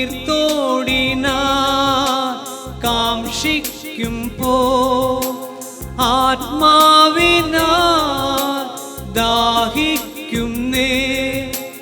ആ ജീവനീരെനിക്കേകിടണേ യേശുവേ, ഞാൻ നിന്റെ ദാനമല്ലോ. ആ ജീവനീരെനിക്കേകിടണേ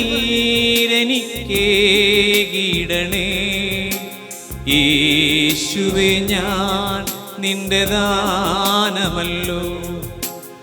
ആരിലും ശ്രേഷ്ഠമാ, ആരിലും ശക്തമാ, ആരിലും ശ്രേഷ്ഠമാ, ആരിലും ശക്തമാ. ആഴത്തിലെന്നോടും നിടപെടണേ, ദാഹത്തോടെ പ്രാർത്ഥിച്ച്. ആത്മാവിലെന്നോടും നിടപെടണേ. എല്ലാ കുടുംബങ്ങളിൽ ആത്മാവിന്റെ ഇടപെടൽ ഉണ്ടാകാൻ ആഗ്രഹിച്ച് പാടിക്കേ. ആഴത്തിലെന്നോടും നിടപെടണേ, ആത്മാവിലെന്നോടും നിടപെടണേ. ആഴത്തിലെന്നോടും നിടപെടണേ, ആത്മാവിലെന്നോടും നിടപെടണേ. ആഴത്തിലെന്നോടും നിടപെടണേ, ആത്മാവിലെന്നോടും നിടപെടണേ. ആഴത്തിലെന്നോടും നിടപെടണേ, ആത്മാവിലെന്നോടും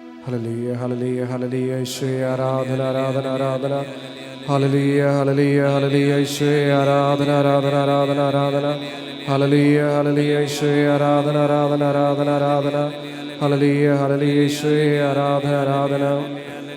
രക്ഷകനായ ഈശോയെ, ഞങ്ങളുടെ പൗരോഹിത്യ അധിഷ്ഠിതമായ സഭയെ ഓർത്ത് ഞങ്ങൾ നന്ദി പറയുന്നു. ഞങ്ങളുടെ പൗരോഹിത്യ ജീവിതത്തിൽ അങ്ങ് നൽകിയതെല്ലാം ദാനമാണ് എന്ന് ഞങ്ങൾ തിരിച്ചറിയുന്നു.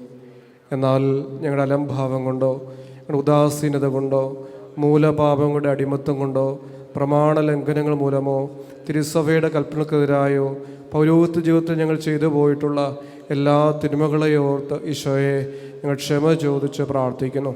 ഈശോ, ഞങ്ങളുടെ പൗരോഹിത്യ കൂട്ടായ്മയെ അവിടുന്ന് ശക്തിപ്പെടുത്തണമേ എന്ന് പ്രാർത്ഥിക്കുന്നു.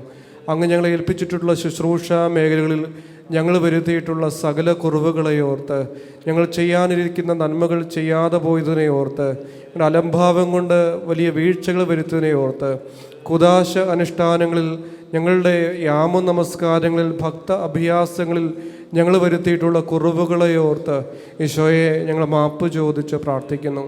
ഞങ്ങളുടെ ദൈവജനത്തിന് വേണ്ടി ഞങ്ങൾ സമീപസ്ഥരാകാതെ പോയ നിമിഷങ്ങളെ ഓർത്ത് മാപ്പ് ചോദിച്ച് പ്രാർത്ഥിക്കുന്നു. രക്ഷകനായ ഈശോയെ, ഇടവക സമൂഹത്തിൽ ഏൽപ്പിക്കപ്പെട്ട വിശ്വസ്ത ജനത്തെ വേണ്ട വിധം നയിക്കാൻ സാധിക്കാതെ പോയ നിമിഷങ്ങളെ ഓർത്ത്, നൽകിയ ദുർമാതൃകകളെ ഓർത്ത് ഈശോയെ ക്ഷമ ചോദിച്ച് പ്രാർത്ഥിക്കുന്നു. ഞങ്ങളുടെ വിചാരം കൊണ്ട്, ഞങ്ങളുടെ വാക്കുകൊണ്ട്, ഞങ്ങളുടെ പ്രവൃത്തി കൊണ്ട് ദൈവജനത്തോട് ഏതെങ്കിലും മുറിവുകൾ സംഭവിച്ചിട്ടുണ്ടോ ഈശോയെ ക്ഷമ ചോദിച്ച് പ്രാർത്ഥിക്കുന്നു. ഞങ്ങളുടെ പെരുമാറ്റ ദൂഷ്യം കൊണ്ട് ഏതെങ്കിലും കുറവുകൾ ഞങ്ങളുടെ ദൈവജനത്തിന് പറ്റിയിട്ടുണ്ടെങ്കിൽ ഈശോയെ ക്ഷമ ചോദിച്ച് പ്രാർത്ഥിക്കുന്നു. ഞങ്ങൾ അധികാരികളോട് അനുസരണക്കേടിൽ ഞങ്ങൾ എന്തെങ്കിലുമൊക്കെ വീഴ്ചകൾ വരുത്തിയ നിമിഷങ്ങളെ ഓർത്ത് ഈശോയെ ക്ഷമ ചോദിച്ച് പ്രാർത്ഥിക്കുന്നു. ഞങ്ങളുടെ പൗരോഹിത്യ കൂട്ടായ്മയിൽ പരസ്പരം സ്നേഹിക്കാതെ പോയ നിമിഷങ്ങളെ ഓർത്ത് ഈശോയെ ക്ഷമ ചോദിച്ച് പ്രാർത്ഥിക്കുന്നു. കുറ്റം പറയുന്ന സ്വഭാവങ്ങൾ, പരസ്പരം കലഹിക്കുന്ന സ്വഭാവം, ഈശോയെ ക്ഷമ ചോദിച്ച് പ്രാർത്ഥിക്കുന്നു. ഞങ്ങളുടെ വാക്കുകൾ കൊണ്ട് ഈശോയെ ആരെങ്കിലും മുറിപ്പെടുത്തിയിട്ടുണ്ടെങ്കിൽ ഈശോയെ ക്ഷമ ചോദിച്ച് പ്രാർത്ഥിക്കുന്നു. പ്രത്യേകിച്ച് ഇടവക ജനത്തിൽ ഞങ്ങൾ ആർക്കെങ്കിലും മുറിവുകൾ ഏതെങ്കിലും തരത്തിൽ വരുത്തിയിട്ടുണ്ടെങ്കിൽ ആ നിമിഷങ്ങളെ ഓർത്ത് ഈശോയെ ക്ഷമ ചോദിച്ച് പ്രാർത്ഥിക്കുന്നു. ഈശോയെ, ഞങ്ങളുടെ കുദാശ അനുഷ്ഠാനങ്ങളിൽ ഞങ്ങളുടെ പൗരോഹിത്യത്തിൻ്റെ അധികാരം ഉപയോഗിക്കുവാൻ മറന്നുപോയ നിമിഷങ്ങളെ ഓർത്ത് ഈശോയെ ക്ഷമ ചോദിച്ച് പ്രാർത്ഥിക്കുന്നു. ഈശോയെ, അങ്ങ് തന്ന പൗരോഹിത്യത്തിൻ്റെ ഈ വിശിഷ്ടമായ ദാനത്തെ വേണ്ട വിധം ഞങ്ങൾ ഉപയോഗിക്കാതെ പോയ നിമിഷങ്ങളെ ഓർത്ത് ഈശോയെ ക്ഷമ ചോദിച്ച് പ്രാർത്ഥിക്കുന്നു. അനുദിനമുള്ള ഞങ്ങളുടെ ബലിയർപ്പണങ്ങളിൽ ഞങ്ങൾ വരുത്തിയിട്ടുള്ള ഉദാസീനതകളെ ഓർത്ത് ഈശോയെ ക്ഷമ ചോദിച്ച് ഞങ്ങൾ പ്രാർത്ഥിക്കുന്നു. മടി കൊണ്ട് ഈശോയെ അങ്ങയുടെ പൗരോഹിത്യ ശുശ്രൂഷയിൽ ഞങ്ങൾ വരുത്തിയിട്ടുള്ള വീഴ്ചകളെ ഓർത്ത് ഈശോയെ ക്ഷമ ചോദിച്ച് പ്രാർത്ഥിക്കുന്നു. വിശുദ്ധമായവ വിശുദ്ധിയോട് ചെയ്യുന്ന വിശുദ്ധരാകും. ഈശോയെ, ഞങ്ങളുടെ ചിന്തകളിൽ വരുത്തിയിട്ടുള്ള അശുദ്ധമായ കാര്യങ്ങളെ ഓർത്ത് ക്ഷമ ചോദിച്ച് പ്രാർത്ഥിക്കുന്നു. ഈശോയെ, ഞങ്ങളുടെ വിചാരത്തിലും വാക്കിലും പ്രവൃത്തിയിലും നിർമ്മലരായി ഈ പൗരോഹിത്യ ശുശ്രൂഷ ഏറ്റവും വിശുദ്ധിയോടെ പരികർമ്മം ചെയ്യുവാൻ കൃപ നൽകണമേ എന്ന് പ്രാർത്ഥിക്കുന്നു.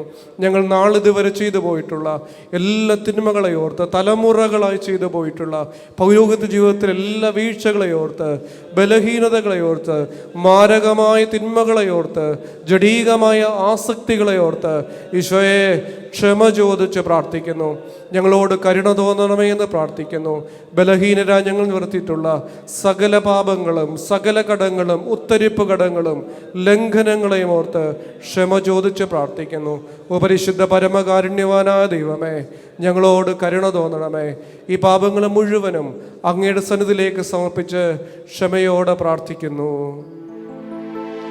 കരുണ തോന്നണേ, എന്നിൽ അലിവു തോന്നണേ. പാപിയാണു ഞാൻ നാഥ, പാപിയാണു ഞാൻ. കരുണ തോന്നണേ, എന്നിൽ അലിവു തോന്നണേ. പാപിയാണു ഞാൻ നാഥ, പാപിയാണു ഞാൻ. ഹല്ലേലൂയ ഹല്ലേലൂയ ഹല്ലേലൂയ ഹല്ലേലൂയ. യേശുവേ ആരാധന, യേശുവേ മഹത്വം, യേശുവേ നന്ദി. ഹല്ലേലൂയ ഹല്ലേലൂയ ഹല്ലേലൂയ ഹല്ലേലൂയ ഹല്ലേലൂയ. യേശുവേ ആരാധന ആരാധന ആരാധന ആരാധന. യേശുവേ മഹത്വം, യേശുവേ നന്ദി. ഹല്ലേലൂയ ഹല്ലേലൂയ ഹല്ലേലൂയ ഹല്ലേലൂയ ഹല്ലേലൂയ ഹല്ലേലൂയ. യേശുവേ ആരാധന ആരാധന ആരാധന ആരാധന. ലോകത്തിൻ്റെ മുഴുവൻ പാപം നീക്കുവാൻ വേണ്ടി ദിവ്യ കാരുണ്യമായി ഞങ്ങളുടെ ഒപ്പമായിരിക്കും നല്ല ഈശോയെ, ഞങ്ങളങ്ങ് ഈ സന്ധിയിൽ ആരാധിക്കുന്നു, സ്തുതിക്കുന്നു, മഹത്വപ്പെടുത്തുന്നു. കർത്താവായ ഈശോയെ, അങ്ങ് ഈ ഭൂമിയിലേക്ക് ഇറങ്ങി വന്നത് കുടുംബത്തിലേക്കാണല്ലോ. തിരുക്കുടുംബത്തിൽ പരിശുദ്ധ അമ്മയുടെ ഉദരത്തിൽ വന്ന ദിവ്യ കാരുണ്യമേ ഞങ്ങളങ്ങേ ആരാധിക്കുന്നു. പരിശുദ്ധനായ ഔസേപ്പിതാവിൻ്റെ സംരക്ഷണയിൽ ഈ ഭൂമിയിലേക്ക് വന്ന ദിവ്യ കാരുണ്യമേ ഞങ്ങളങ്ങേ സ്തുതിക്കുന്നു. ഈ ലോക മനുഷ്യരോട്, പാപികളോട്, ചുങ്കക്കാരോട്, വേശ്യകളോട് എല്ലാവരോടും ഒരുമിച്ച് ദൈവരാജ്യത്തിലേക്ക് അവരെ ചേർത്ത് പിടിച്ച ദിവ്യകാരുണ്യമേ ഞങ്ങളങ്ങേ ആരാധിക്കുന്നു. രോഗികൾക്കും വേദനിക്കുന്നവരോടുമൊപ്പം സഞ്ചരിച്ചവരെ സൗഖ്യത്തിൻ്റെ അനുഭവത്തിലേക്ക് വഴി നടത്തിയ ദിവ്യകാരുണ്യമേ ഞങ്ങളങ്ങേ സ്തുതിക്കുന്നു. കർത്താവായ ഈശോയെ, ഭൂമിയിലുള്ള എല്ലാ കുടുംബങ്ങളെയും അവിടുത്തെ തൃക്കരങ്ങളിൽ സമർപ്പിച്ച് പ്രാർത്ഥിക്കുകയാണ്.